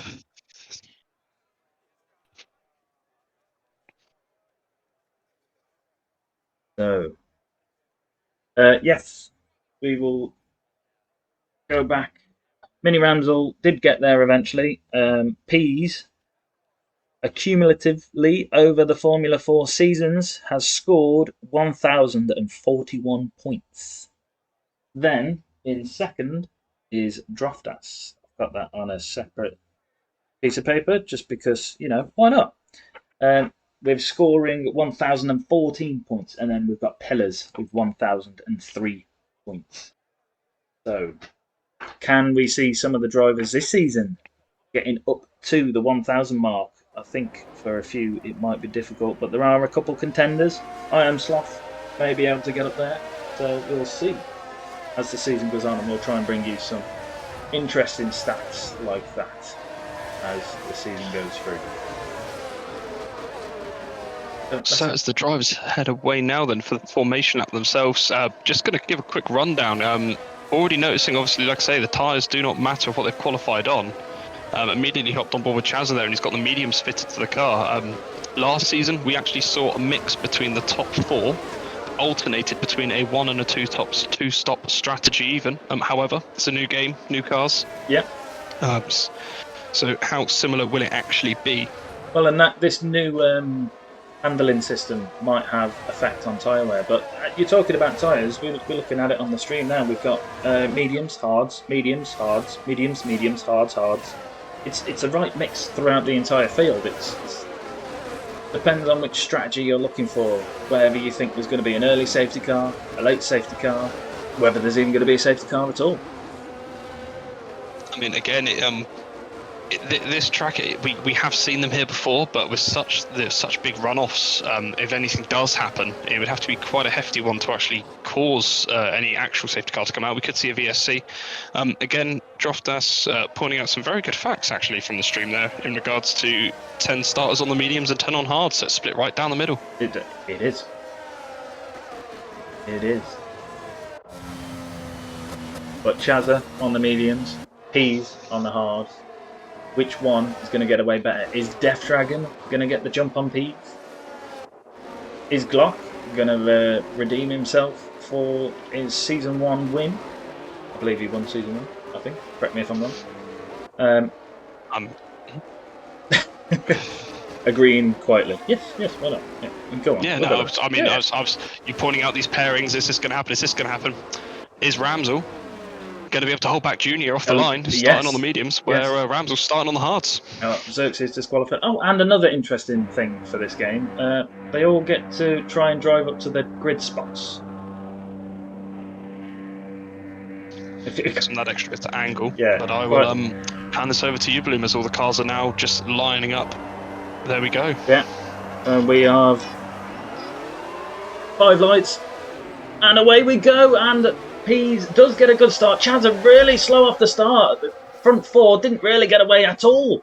But Chaz holding the inside line. Pease is round the outside. Pease takes first place from Chazza. And we've got a lot of cars going at the back, it's Walker. Walker's gone. Complete pandemonium, you could almost say.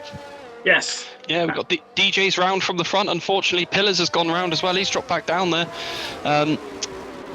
The massive gain I just want to point out already on that one is Mini Rams are up to P11 already, avoiding all that, well, pandemonium, as you say, already heading round. Yeah, Mini Rams are gaining 9 places. Let's just have a look back at that race start on the stream if we can. And as you could see, Chazza did not get a good start. Pease round the outside on turn 1. And now, can we see further back in the field? There's just an absolute cluster there. I can't really tell what goes on, but we did see one of the Marlboro going round, which was Death Dragon. Yes, yeah, I tried holding back on the midfield there to see if I could get any angles or just in case anything happened, and where the camera was and the amount of cars coming around, I saw the back end of DJ, and then that was it. Literally, there was I think I saw a bit of an end plate go flying, but I don't know if that was from Walker, who unfortunately we have lost from the race already. And Walker not having a great time, obviously didn't set the time in Q3, which put him into P10. So had he been in a different position, he might have had a different result from that start. Oh, and it must have been a virtual safety car because we were away again. I thought that was a full safety car. Oh, Tom's been caught completely off guard there. He's just dropped 2-3 positions on the restart. Both the Marlboros of Keyser and Ramsell getting straight through there. And interesting there as well, both Mini and Ramsell are now both up to P9 and P11 from starting at the back. So it's been a great start for that pairing. It has. 11 places gained for Mini. Couple in the pits. Bannister and Pillars. Not a great start for them, but still a lot of laps left in this race, so we could see them returning near the top. So talking about the top, Pease and Chazza quite close. Pease still holding that front position. Oh, and Sloth's round. Sloth's gone round and really put off Glock and Xerxes. I really wasn't expecting to see the side pod of a Castrol sat there, and he's quite close to Keyser there as he rejoin the track. But where have we got some action? Xerxes very close to the back of Glock. He's in a bit of a JPS sandwich now. He's got Curtis right behind him. He's got Glock right in front. As the top 2 are slowly starting to pull away now with a 1.5 second lead. Xerxes looked very close to the back of Glock down that first straight, but I think he wants to burn all that battery just yet. He's probably going to want to stick with him, wait for the DRS, and hopefully make a bit of an easier job. But he's going to have Curtis all over the back of him, as Curtis looks like he's poking his nose up the inside. He's pushing the back of that Puma around there. We've had a change of position as well between Keyser and Sloth by the looks of it. Sloth gone round again. Sloth is round again. Sloth obviously struggling with tyre temperatures there. Plummeted right the way down to P17. Oh, we've got another spinner as well there. Who is that? We've got Ramsell round after such a good opening lap. It's just pandemonium. Mikey getting up to 13th place, gaining 5 positions on these opening few laps. So great drive from our P4 champion there. I mean, I just want to cut in as well there. Again, Mini just keeps gaining these places up to P8 now. On the mediums, on the quicker tyre, but he's going to be good to keep an eye on him considering he did start down in P20. How many places can Junior make up? Yes, Junior making up 12 places. That's impressive. But right, maybe lap 3, so I believe DRS has been activated, and we've got Chazza right on the back of Pease for the first DRS zone. Is it active this lap? It is. So the rear wing is open on the back of the Puma. Is he going to get close enough for a try into the chicane? He has a little bit of a look, thinks about it, backs off just beforehand. Just didn't quite have the closing speed there, even with the DRS activated. Xerxes also not able to make the pass. I think there was an issue as well, or not an issue, sorry, I think there might have been a bit of a moment between Ramsell and Sloth, possibly. I did see yellows thrown at turn 1. I think there was, and between were down there. A Marlboro and a Castrol. Oh, Chazza, proper showing Pease he is in his wing mirror. Almost taunted him as we come round Sin. I think that's what Roman Grosjean told me. Here comes the French. Here we are. and then we can go to Le Bossy further around there. Anyway, let's forget my very poor French. And we got Kieser quite close to the back of Mini. Yeah, I'm just going to sit on board this the front two here because Kieser did get past Mini, so good one to watch.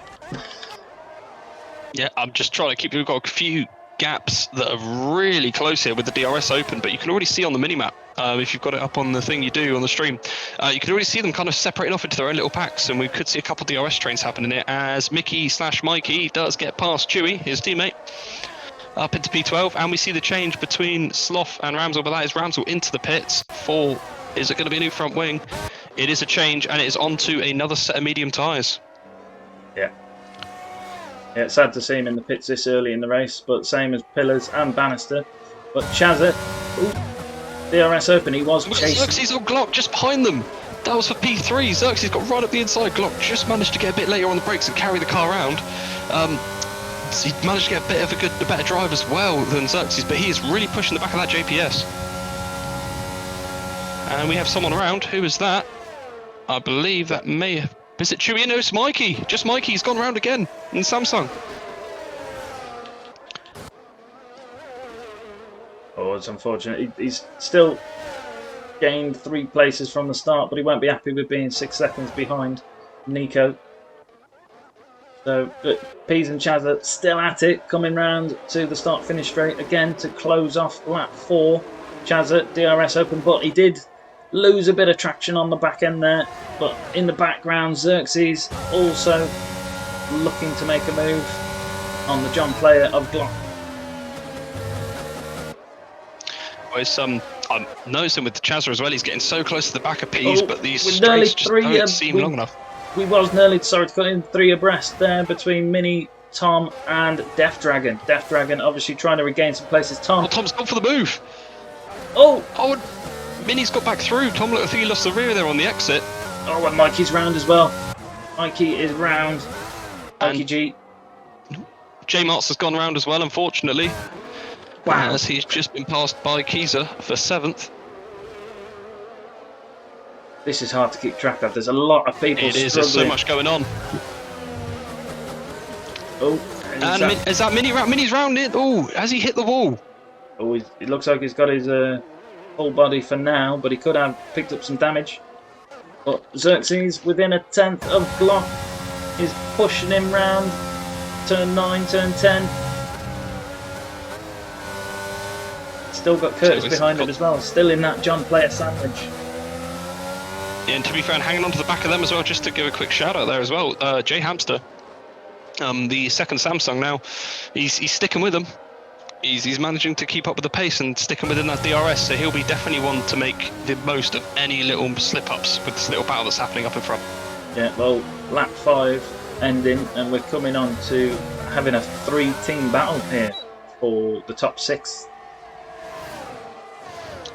Oh, and Xerxes has got past Glock down the straight. DRS wide open, he's done it into turn 1.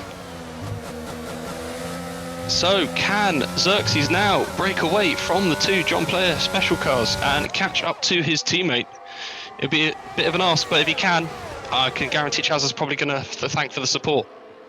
Yeah, we got a battle for P1 and battle for P3 between 4 cars. But Chaz at 5 tenths back, he's not looking like it's this is the closest he's been to P's, but I'm intrigued to look at the gap here because Xerxes is nearly breaking a second to Glock in just that first sector alone. Now, if Curtis, well, they're on the same tyres, but could we possibly see team orders between the drivers if someone's feeling a bit quicker? That would be interesting. I think Glock is the top one. They'll be looking more to keep him in front, I think. But if Curtis has got the pace, as you say, they're on the same tyres, so it's interesting. And I'm just following on board with DJ as well for a little bit there. Again, him and J Martz, both on the mediums, same tyres, and they're just within a couple of tenths of each other. And we've got someone around that. Rosberg has had a moment at the chicane in the middle sector. Yeah, he's just lost out to Mickey/Mikey. So who else we got? As you say, J Mart's awfully close to the back of Death Dragon. Trying to keep an eye on the times for the front 6. Chazza I'm is keeping getting an eye on the close. battling duo at the front. If you are going to get any footage of anywhere else on the field, so don't worry, I can chime in if need be. There's too much going on. We need 4 commentary teams. We need people on record filming this for us and putting it back. We've got a car around. Jay Hamster, unfortunately, losing out on that first sector, so he's dropped out from that front 6th battle. However, being with that battle, I will say is done. If he can keep his tyres now without them getting too hot or overheated, he had a nice bit of a cushion to the likes of Keezer and DJ. He's still got a couple of seconds over him as well there, 3.5. So he's not going to come under immediate pressure, which would be quite nice. Whoa. I thought he was going to go for the move there, Chazza. He was showing Peas that he can almost tickle his side pod. That must be so distracting, seeing that bright green, pink and blue flashing around in the wing mirrors as you're coming into a braking zone at that speed. The shell suit from the 1980s. it's amazing. I love that livery, to be fair. It's just amazing. The guys have been very good with the liveries this year, as we've seen every season as well. They always mix it up, change it up, and again, all cars just look great, as normal. Yeah.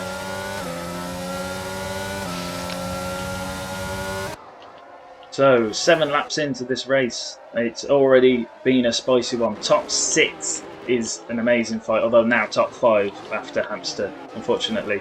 Spinning there in Sector 1, the rest of the positions are panning out slightly. A couple penalties showing up now. And just according to Droftas, just checking the Twitch chat as well there. Wow, I completely top forgot. 2 drivers aren't even deploying ERS. Yeah, I think I noticed that. They had a lot of ERS left. So, actually, they're both on 100%. What the hell?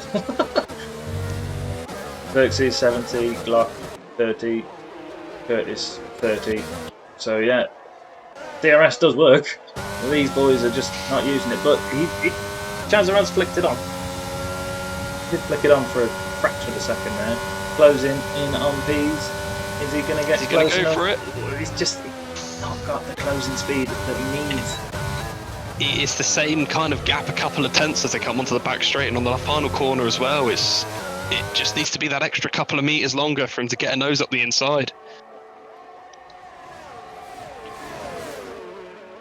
And there's no definitive show right now either, with which is the Optimum tyre, but he's holding first place on hard tyres. Chazza chasing him down with a set of mediums, and our reserve driver Tom Go picking up a 3-second penalty.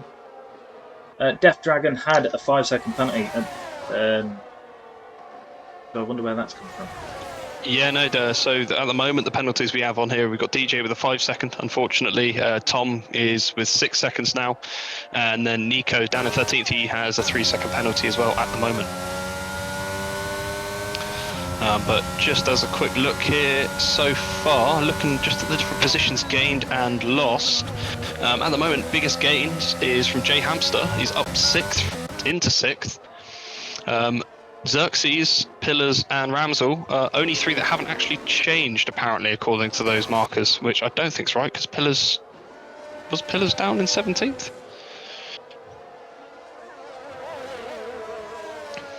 I'm just trying to think back now. That doesn't sound right for Pillars, but the biggest loss, unfortunately, is Sloth down in 15th, down 9 positions, as we have just Mikey into the pits.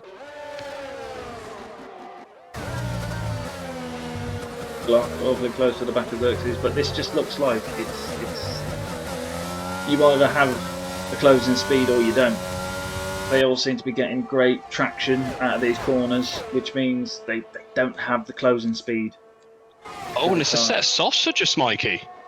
Ooh. Did not see that coming on the strategy, to be completely honest. That's a very aggressive. It's going to be a 2-stop, I presume. That was from a set of mediums, so a set of hards to the end, maybe, or a set of mediums again. That's a very interesting play. Mikey first to blink.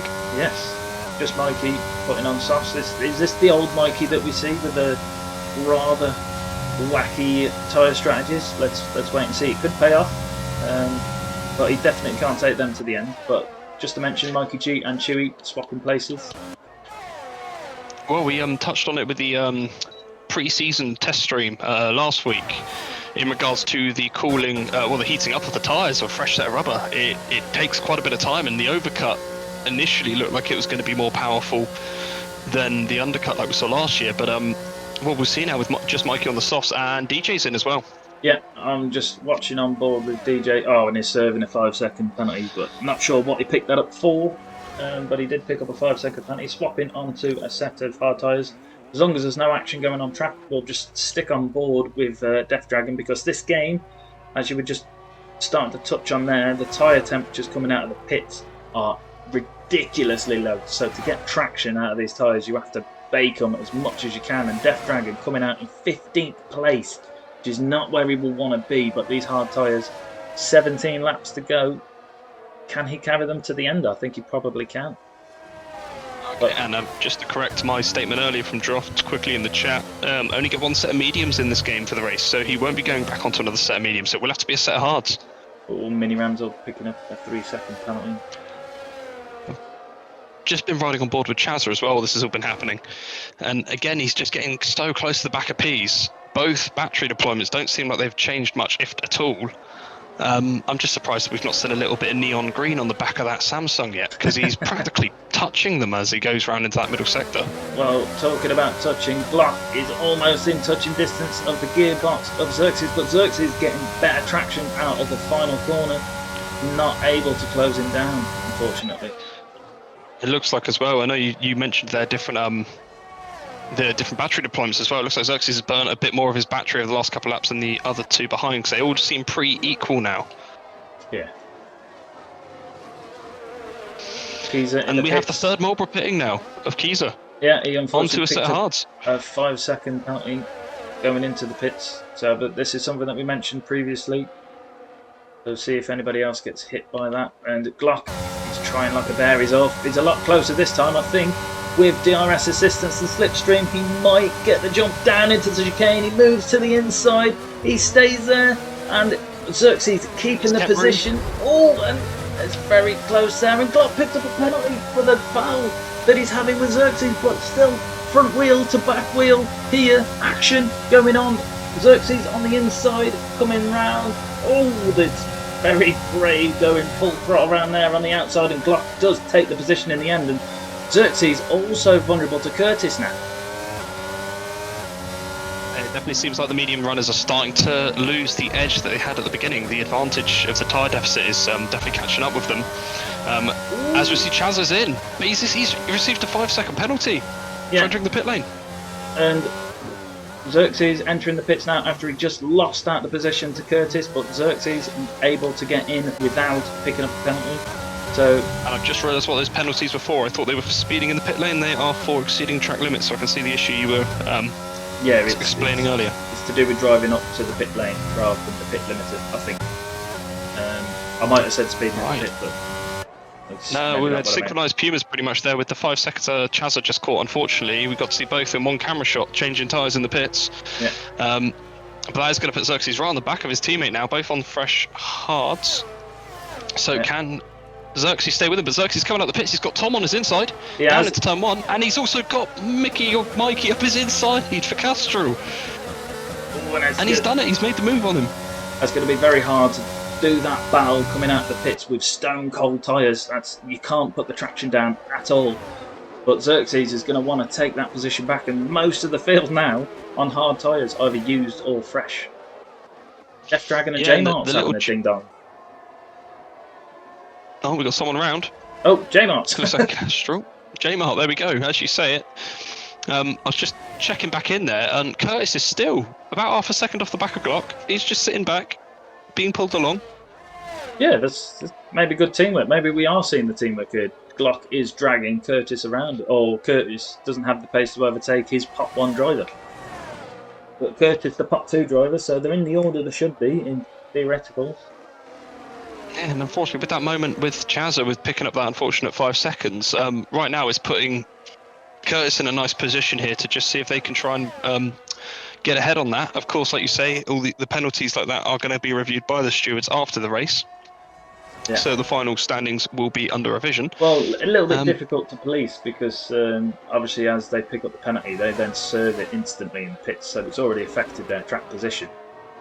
P's picking up fastest lap as well. Just want to point out on 12 lap old hards, and he's still able to take the fastest lap off Mikey, who did it on That's the why, side. have you noticed his battery deployment? He's actually started eking that battery out now. He's got 20% left. He's actually used it. He's used that battery now, so there we are. He's really wanting to make sure this overcut pays off. Exactly, yes. He's trying to defend from the undercut from Chazza. So what else have we got going on? We've got Mini and I Am Sloth having a little. I'm watching battle. Xerxes as well. He's back. His tyres must be up to temperature now because he's all over the back of Mickey/Mikey and Tom. We're really going to have to quash the Mickey Mikey situation out. Yeah, someone's going to have to correct me at some point. I'll say one then the other. I don't know. Oh, and Mike.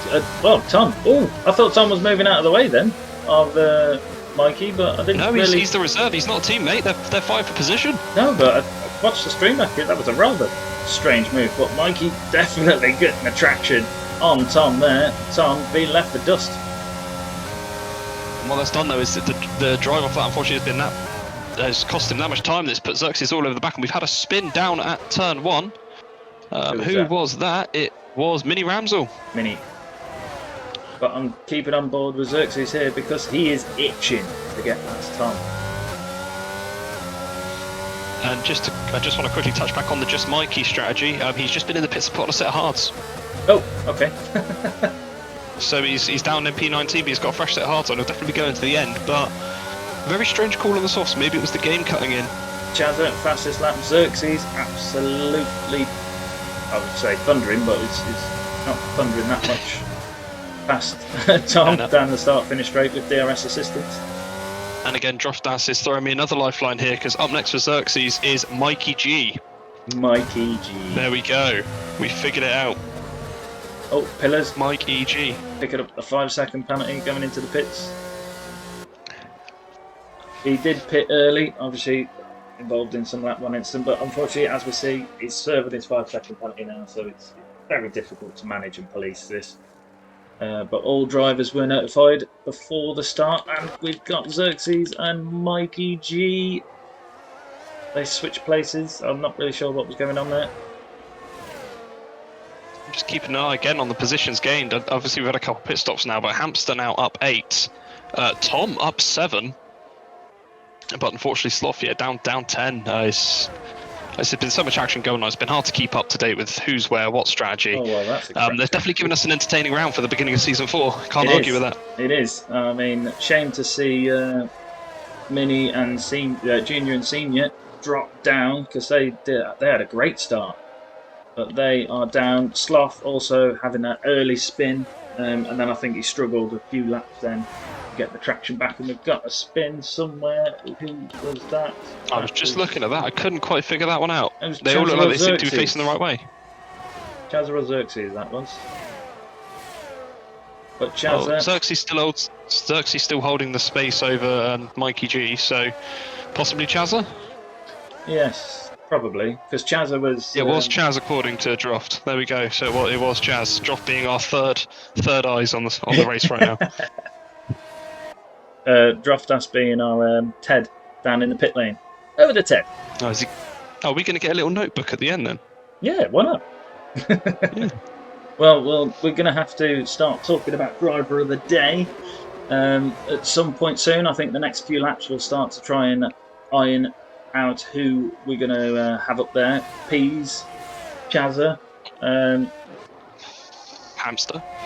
Hamster, yes, his debut race at Formula 4, and what a debut race he's having. Up 8 positions. I'd even throw Tom in there as well, just for the positions gained. I think he's only 1 position behind Hamster on most gained. Yes, so Tom's been putting well in as well for our only reserve. But I would just hold fire just on the driver of the day, because remember, we do still have a lot of these drivers have not pit yet. Yes, Pillars hasn't pit.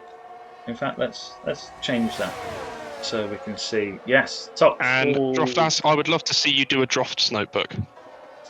Yes, Drofts notebook. We'll have to have a Discord channel for that, definitely. Oh, Tom picking up a 3-second penalty just as we're praising him now. As we say that, Hamster's in and out of the pit box, just like that. We have Mikey G and Tom. They're all in. Those 3 are in now. So Mikey G and Tom back there pitting literally nose to tail. Hamster is in and out. Where is Hamster going to come out the pits? He's on a fresh set of mediums now. Yeah. Where is it going to put him on track? He's going to come out right between Keezer and Chewy, but he's in P7. Fantastic. Still up there with the positions gained, I'm guessing. And yeah. Now that throws Chewy into it. Chewy is yet to stop, but Chewy's up 6.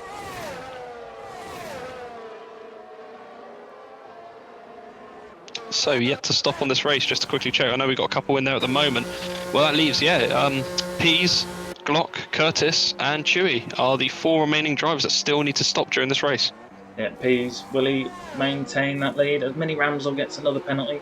Will he maintain that lead once he's pitted now? And Glock and Curtis. And we have... Oh, we've got a spin as well.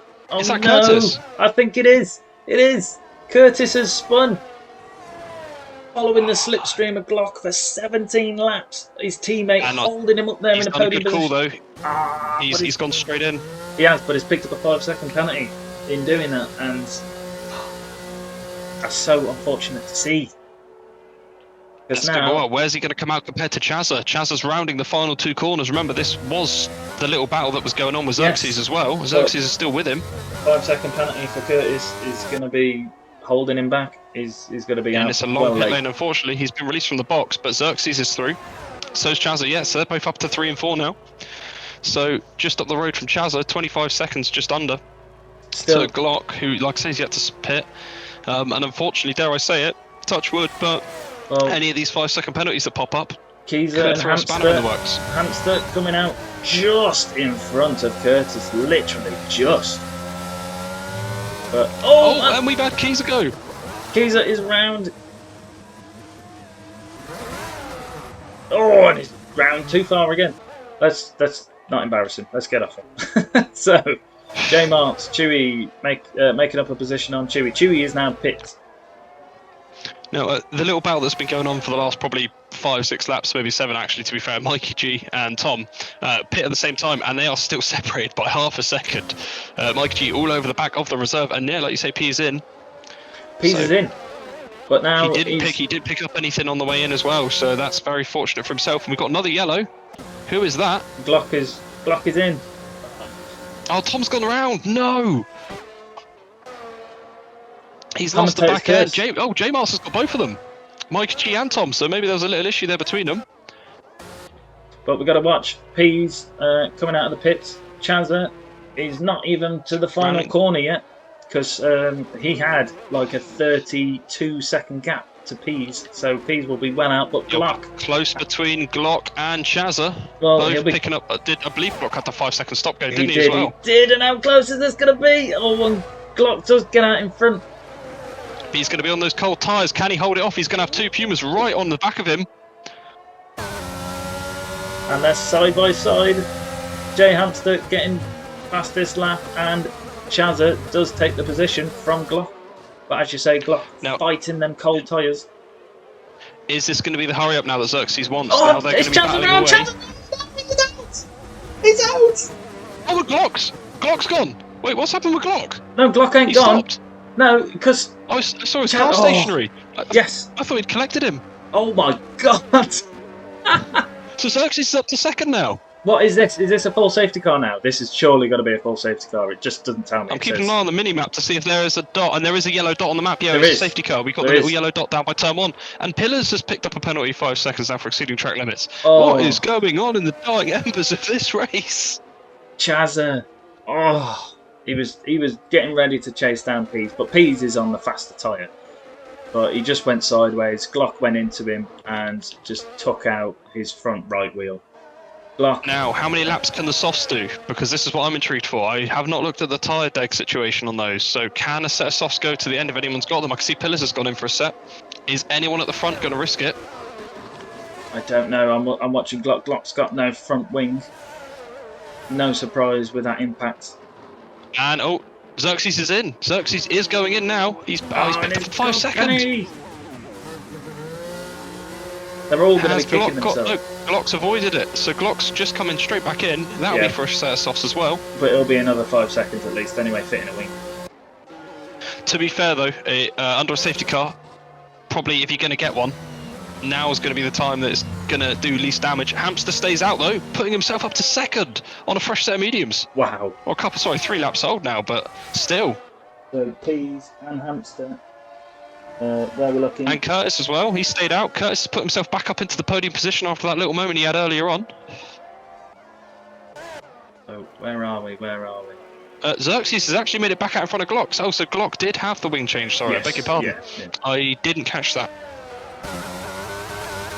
What? How is Well, Glock let's out? take a breather a sec. Right then.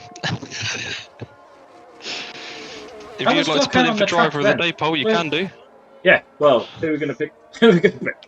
I think Hamster is definitely up there. Yeah, 100% Hamster has to be in that poll. Yeah. Without a shadow of a doubt. I'm just having a quick look at what the positions gained were as well. I'm just curious to see. Chewy up 7. That's a very good drive from him so far. It's got to be Peas has got to be in that poll, 100%. He's driven flawlessly. Okay, I'm going to now see if we can do the driver of the day poll. We're going to have Hamster, we're going to have Chewy, and who else? I've said Peas. If there's anyone else you'd like to throw in there on the side, Bloom, And then be my guest. They're the 3 I personally would go for. But yeah, while you're doing that, I can do a quick rundown of what is happening on, to be completely honest. We're coming around now. The safety car has picked up the leaders. Let's just jump back to the front. Just Mikey's going to come out of the pits. He is going to remain on the lead lap. Safety car hasn't made it to the final corner yet, so that was a good call. Get in and out on that situation. So yeah, the safety car's picked up the leaders now. This restart's going to get interesting. We've got 3 sets of mediums and a set of hards on the top 4. We have Peas leading the way. Literally in pit the other lap. Hamster's on a couple lap old tyres. Curtis as well, similar lap to Hamster. Keyser is just coming up to nearly 10 lap old hards, but he's gone for the track position. Closely followed by the battling pair that we saw earlier on, which was Xerxes and Glock. 5th and 6th on a set of softs. They are going to be dangerous on the restart. Those tyres will get up to temperature very quick, but how quick is the cliff going to be when they get to that drop-off point? Just sat behind them though, Chewy will probably be licking his lips hoping that's going to be the case in 7th. DJ in 8th place now, running on a set of softs. 9th is Sloth on a set of hards. 2 of the only 3 so far are on the hards in the top 10 even. And again, we've got more and more drivers going into the softs. J Mart's has just come in now. He's in 11th. Bannister is stayed on the set of mediums. Micah G as well has gone for a fresh set of softs. Ramsel is in the pits and just heading out on a fresh set of softs. And Pillars rounds the final corner onto a set of softs. Mini Ramsel as well, pit on the softs. So we're going to see a lot of the back half of the grid, beg your pardon, on a very quick, fresh set of tyres. They are going to be rapid on the restart. Let's just jump back to the front very quickly. So yeah, we do have Samsung leading the way with a 1-2. With the JPS of Curtis and Marlborough of Keyser and the Puma of Xerxes. So 4 of the 5 teams in the top 5. The highest Castrol up in 7th for Chewy. So there's been a nice mix of the teams near the front, but Samsung and JPS putting in a very strong performance for this opening round. Unfortunately, like we did see, we have lost a couple drivers, Walker, Tomgo, and Chazza recently as well for the teams they are representing. Just trying to see what battles we could be paying into. I think from 13th back on a fresh set of softs, you've got a couple of guys on the mediums, a couple laps in. That is going to be definitely interesting on the restart. Those mediums may take a little bit longer to heat up. And again, with the guys on the hards, Sloth and Keyser, both going to be coming around to do their 10th lap on those tyres, which they have the tyre degradation to do so. But is it going to hold out, or are we going to see a Leclerc at Silverstone-ish situation where they may just start to fall back?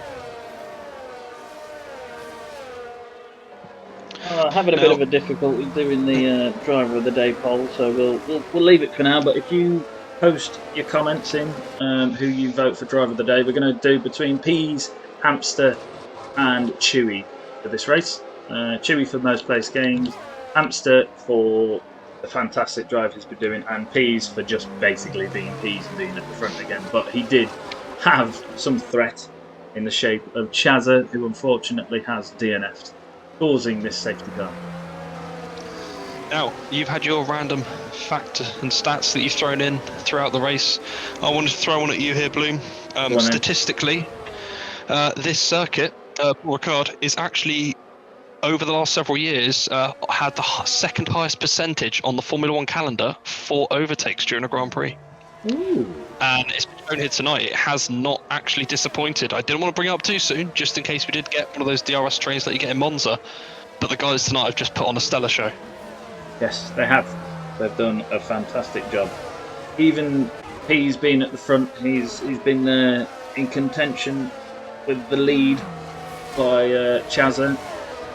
But 13 races in this calendar, that's going to be costly.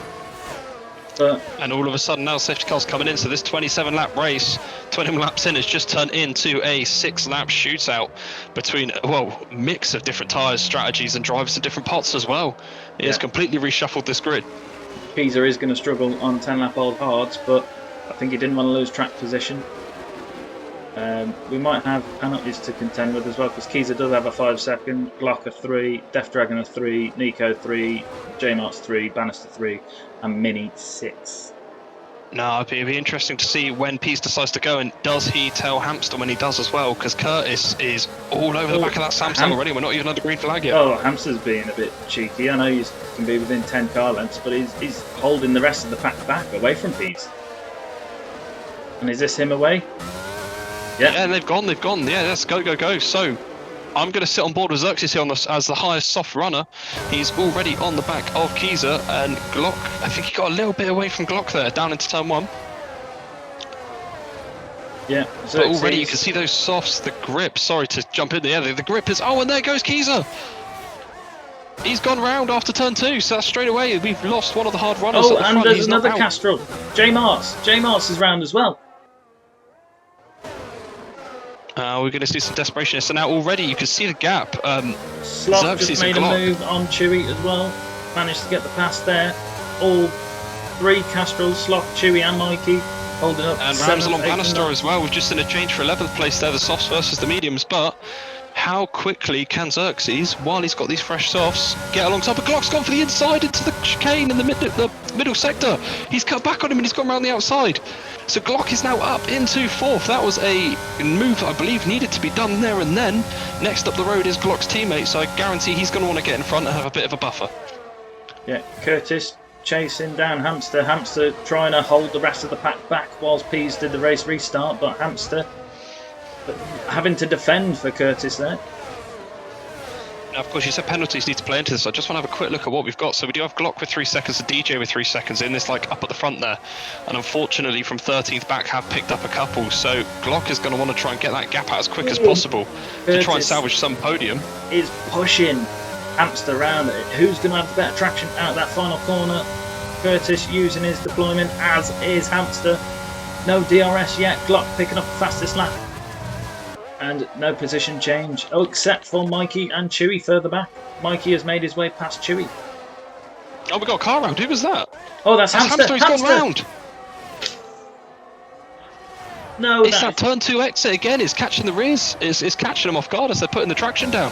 Well, it's off camber. It's a horrible corner, and the traction on this game. Oh, and it's you can see Glock had a bit of a moment there as well, coming onto the back straight. He lost the rear and had to run a bit wide.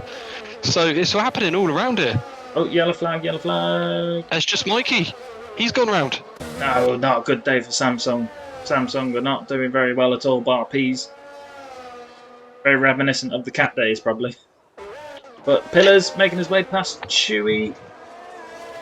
Chewy, unfortunately, losing a lot of positions here. He's losing out to these soft tyre runners, and Ramsel is ramping past him. On a mission, but looking at his teammate, is Pillars going to let him carry on if he's got the pace? I really thought he was going up on the inside of Pillars there. I mean, we've got another driver around. It's Sloth. He's gone round.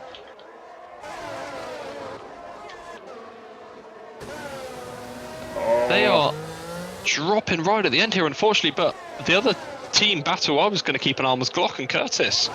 Now, obviously, Glock sat there with the penalty. Is Curtis going to let it? Curtis has. He's moved over. He's let Glock through on a fresh set of softs with, well, 4 laps to go. Can Glock make any inroads? He's got a 2-second gap now to get to close to Pease. Can we see it happen? Well, the thing is, they could really play the team game now, and if Curtis can hold the rest of the pack back by 3 seconds, that negates the penalty that Glock has. No, that is not what Xerxes would have wanted to see as well. He's still on the back of those JPS cars. No, fair play to Curtis, wanted though. to get there first. Fair play to Xerxes. He's been on this pair. He's been top 6. Mr. George Russell, top 6 in this race pretty much consistently. The other team pairing that we mentioned on earlier, Ramsel and Pillars are on the back straight.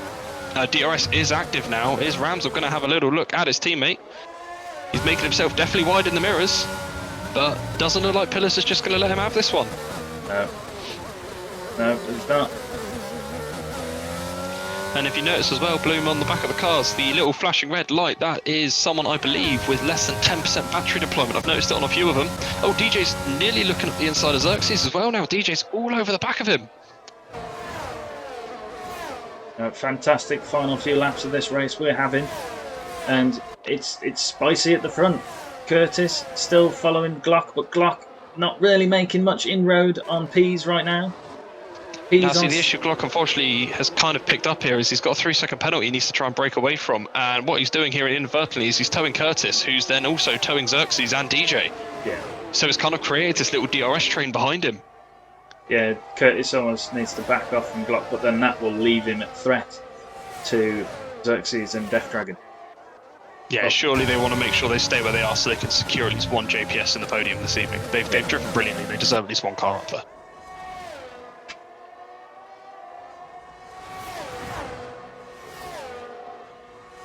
Right, not many more comments on the stream, I don't think, showing me there's only been one vote for driver of the day.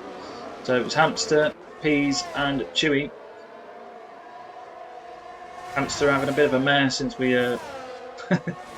nominated him for driver of the day. So commentator's curse. That's called the commentator's curse, unfortunately, isn't it, Bloom?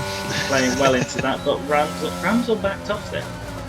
Ramsel is just I think Ramsel's playing the team game. He knows that he's in a lower pot division, so he wants to make sure the Pillars is going to get more points. Yeah. And to be fair, Ramsel is done really well. Started at the back, and he's up to 8th.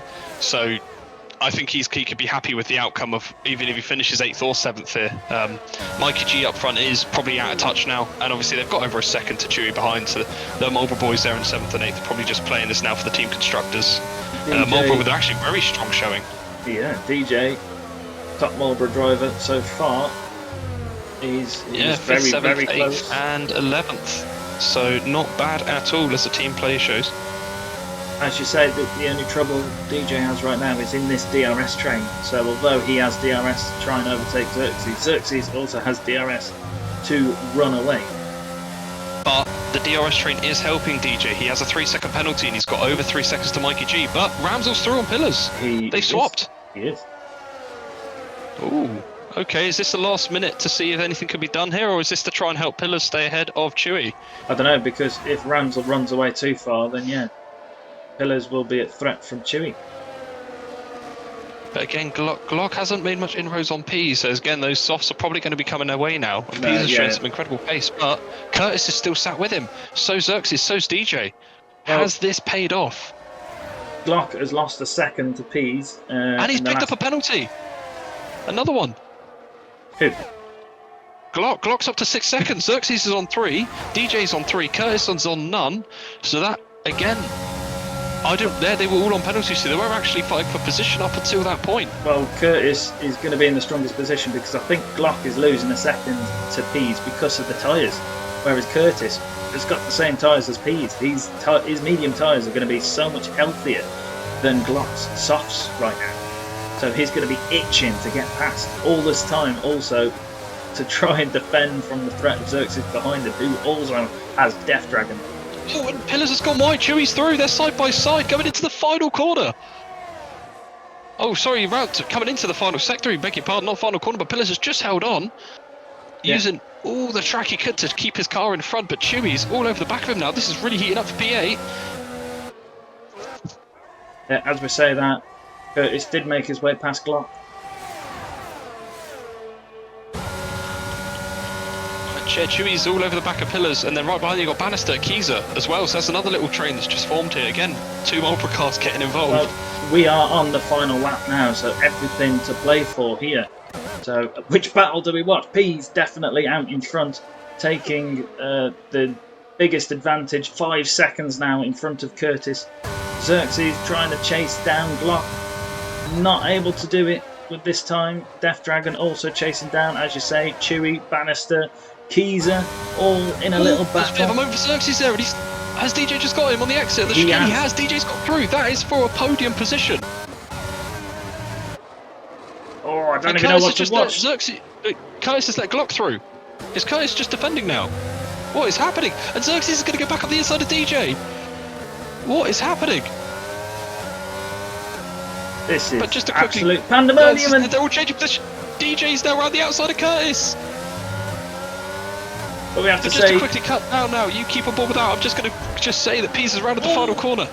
We've got contact, as you say. Pease crossing the line. Crosses the line to take the first win in France of Season 4 of Formula 4. Brilliant drive for Samsung. Glock crosses the line in P2. Death Curtis Dragon hit the wall. What? Whoa! Curtis. Right. Oh, that was. I don't know what's happened there. Keyser, Bannister, Keyser making contact on the inside. He's getting overtaken now. He's also got a penalty, so that's not going to help him on this final lap as we cross the line. Oh, and there's cars everywhere. It's just it's a bit of a Tesco's car park down there. A bit messy. Just to kind of recap on the final standings with all those penalties, we do have Pease, like we said, that crossed the line, taking the first win of the season. Curtis with a brilliant drive in P2, and DJ on that final lap beating Xerxes to third, getting onto that podium for Marlborough. Brilliant drive again. Absolute pandemonium at the end there, but fair play to the drivers, and we'll try and get the top 3 drivers in for a interview, and Hamster does get driver of the day for Formula 4, Ramsel for the game. Yes. What a race. What a race. I don't even know what to say right now, because that was just madness. Oh, we've had a bit of a last minute in the chat mix up for the driver of the day there. Ramsel's name's been thrown in. Well, to be fair, that's come from Mini. He was racing. We can't be having that now, can we? Come on, Junior. Hamster had already been called as driver of the day, so unfortunately for this time, Hamster, fantastic show he did early on. Suffered at the end there, which could only be commentator's curse. We've sent him sent him down the wrong way by nominating. I blame it down on the Drofts notebook. Right, if you want to run through the order then, Diggle, we'll see if we can get people in on this driver's interview. Of course. So, as we recently said as well, rounding out, and the winner of the first round in France of Season 4 of Formula 4 is Pease for Samsung. Also taking the fastest lap on the final lap of the race by less than 3 thousandths of a second over sorry, beg your pardon, that was over a second. A stellar drive from the lad himself. Curtis rounding up in P2. We do have DJ coming in from Marlborough, as we saw there, for P3. Xerxes for Puma getting in P4. Glock P5, Mike G in 6th, Ramsel in 7th, Pillars, Chewy Racing, Sloth rounding out the top 10. 4 different teams in the top 4. Again, unfortunately, just shows how well this works. And again, stellar drive. It's been a pleasure to commentate on this race, so thank you boys for putting on a wonderful show. And we look forward to chatting to, the driver interview.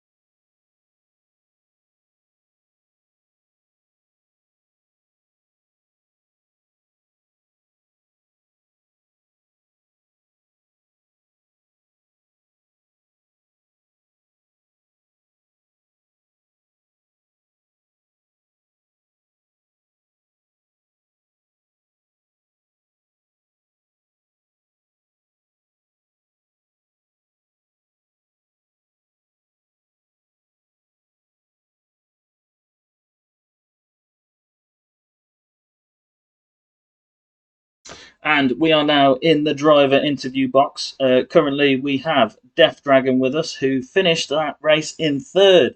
How are you, Death Dragon? I'm good. Sweating a lot, but ended up good. It ended up good, yeah. Uh, You started really well, but dropped right at the start, quite far back, unfortunately, didn't you? yeah, then I was on the outside of Glock and I went on the curb, and I think I was turning too much to be on the curb, which made me spin. For some reason, got 5 second time penalty. I don't know why, but served that in the pits, and then in the end, I thought just gonna push it, see what happens. Then, of course, after the safety car, went for the softs and tried to get past as much people as I could. But then I was stuck in the train with Glock, Curtis, and Zerx. So stuck behind Zerx, couldn't really get past him. Then he made a mistake out of the chicane between the two back straights. So I went past him there, and then really difficult because Curtis was trying to hold us up so much so that Glock could pull away since he had 6 seconds.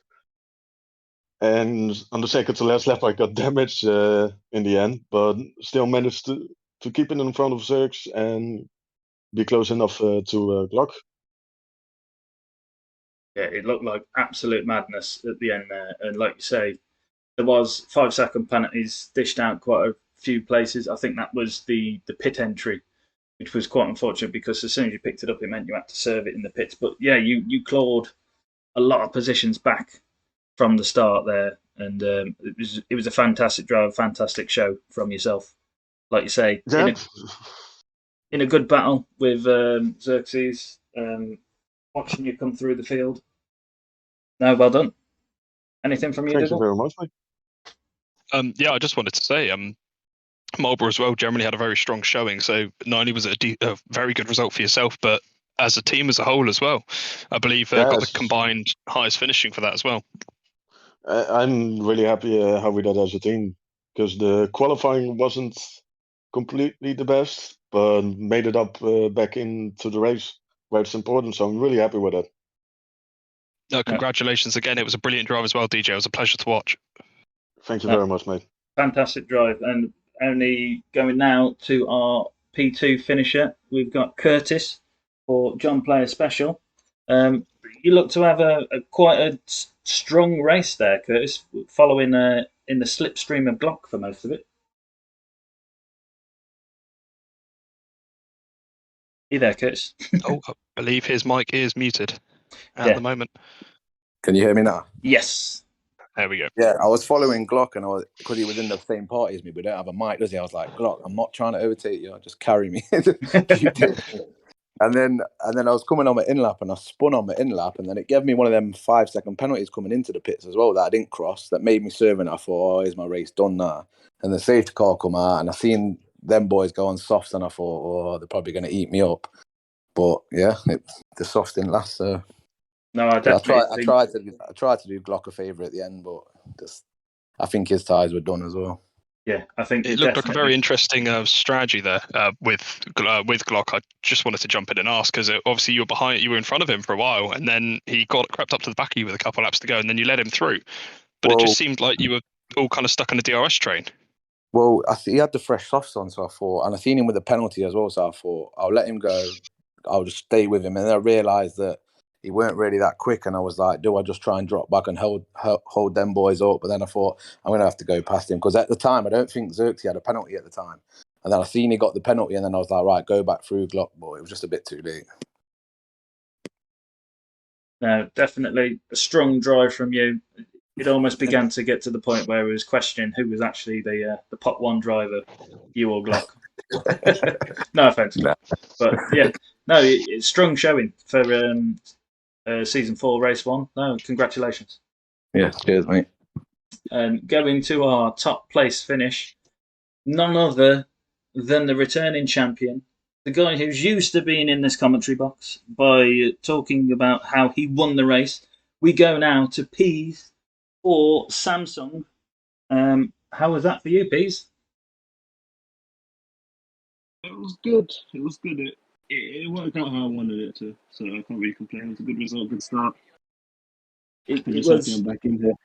it was very interesting to watch the battle between you and Chazza. Chazza was with you for 17 laps of the race until it come to his unfortunate DNF, where your pit strategies altered slightly. You obviously starting on the hard tyres, Chazza on the mediums. Did you find it difficult to stay ahead of Chazza?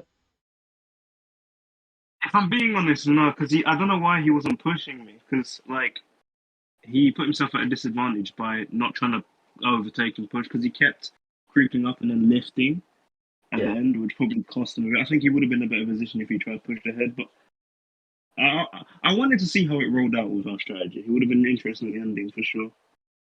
Yeah, really unfortunate to I lose was going to Chazza. say, regarding that, actually, it's funny you mentioned that. I was going to ask, we noticed on the stream that yourself and Chazza, on that opening part of the race up until Chazza went, unfortunately, it looked like you both had full ERS deployment. It's like you guys weren't using the battery much at all. Or was that an issue on our end, or were you generally not using it?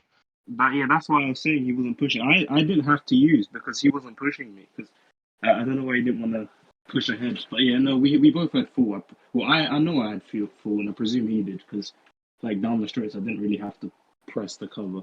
So it was just that bit was a bit confusing. But other than that, Well, it's alright. it shows how important that move into turn one really was in the end, and that was a very good and brave move, to be fair, especially off the start around the outside. No contact made, and you showed him how it was done from there. Yeah, it was from lap one turn one. It went exactly how I wanted it to go from my strat anyway. It was good to see you at the start. You didn't get pole, but you soon claimed first place and kept hold of it. And strong showing from yourself. So there's force to be reckoned with again in season 4 is the P's. Slightly disappointed that I didn't see this 129 in qualifying that I got told is possible, but That might have been pre-patch. Anyone who told you that, it might have been before the patch came out because this okay, patch made no this fair play. game very interesting. I think from the spins we've seen today, it's obviously been a very fast learning curve for everybody to try and get used to the new handling since the patch. So fair play for you being able to pick it up, run with it, take first place by turn 1, and keep hold of it. So fair play and well done. Thank you very much.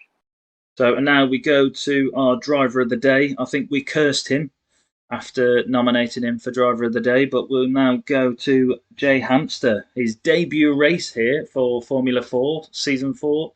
How was that race for you, Hamster?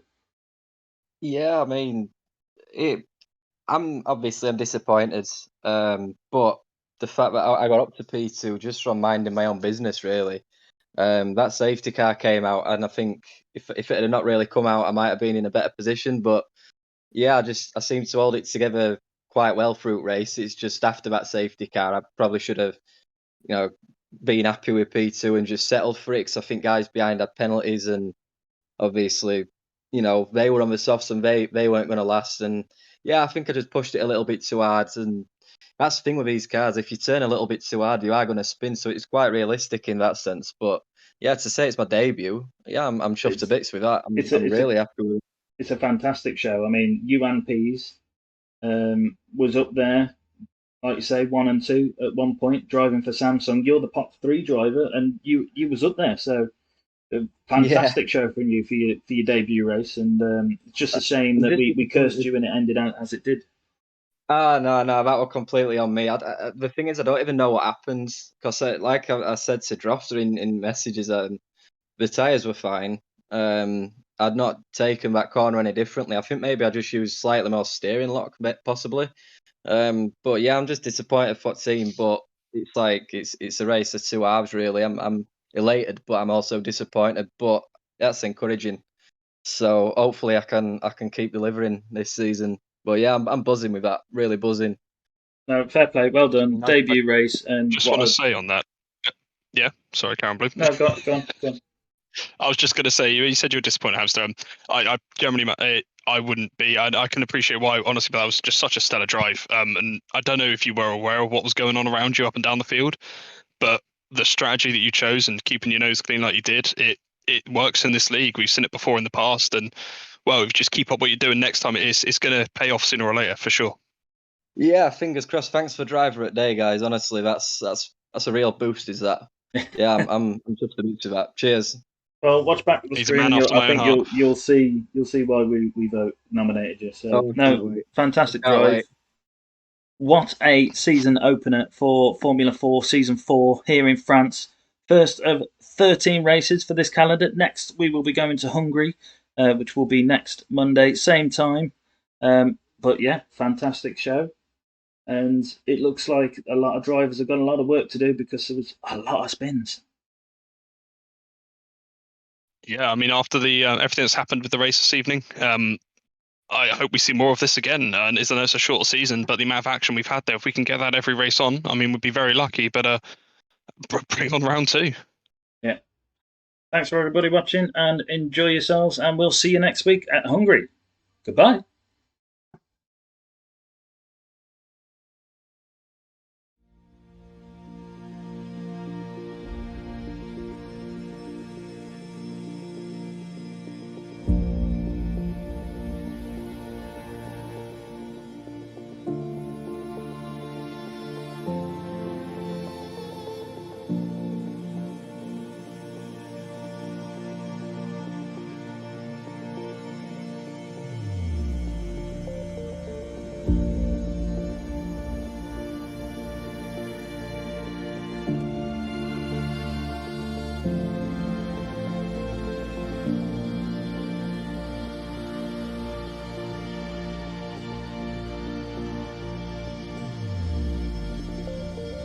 Thank you.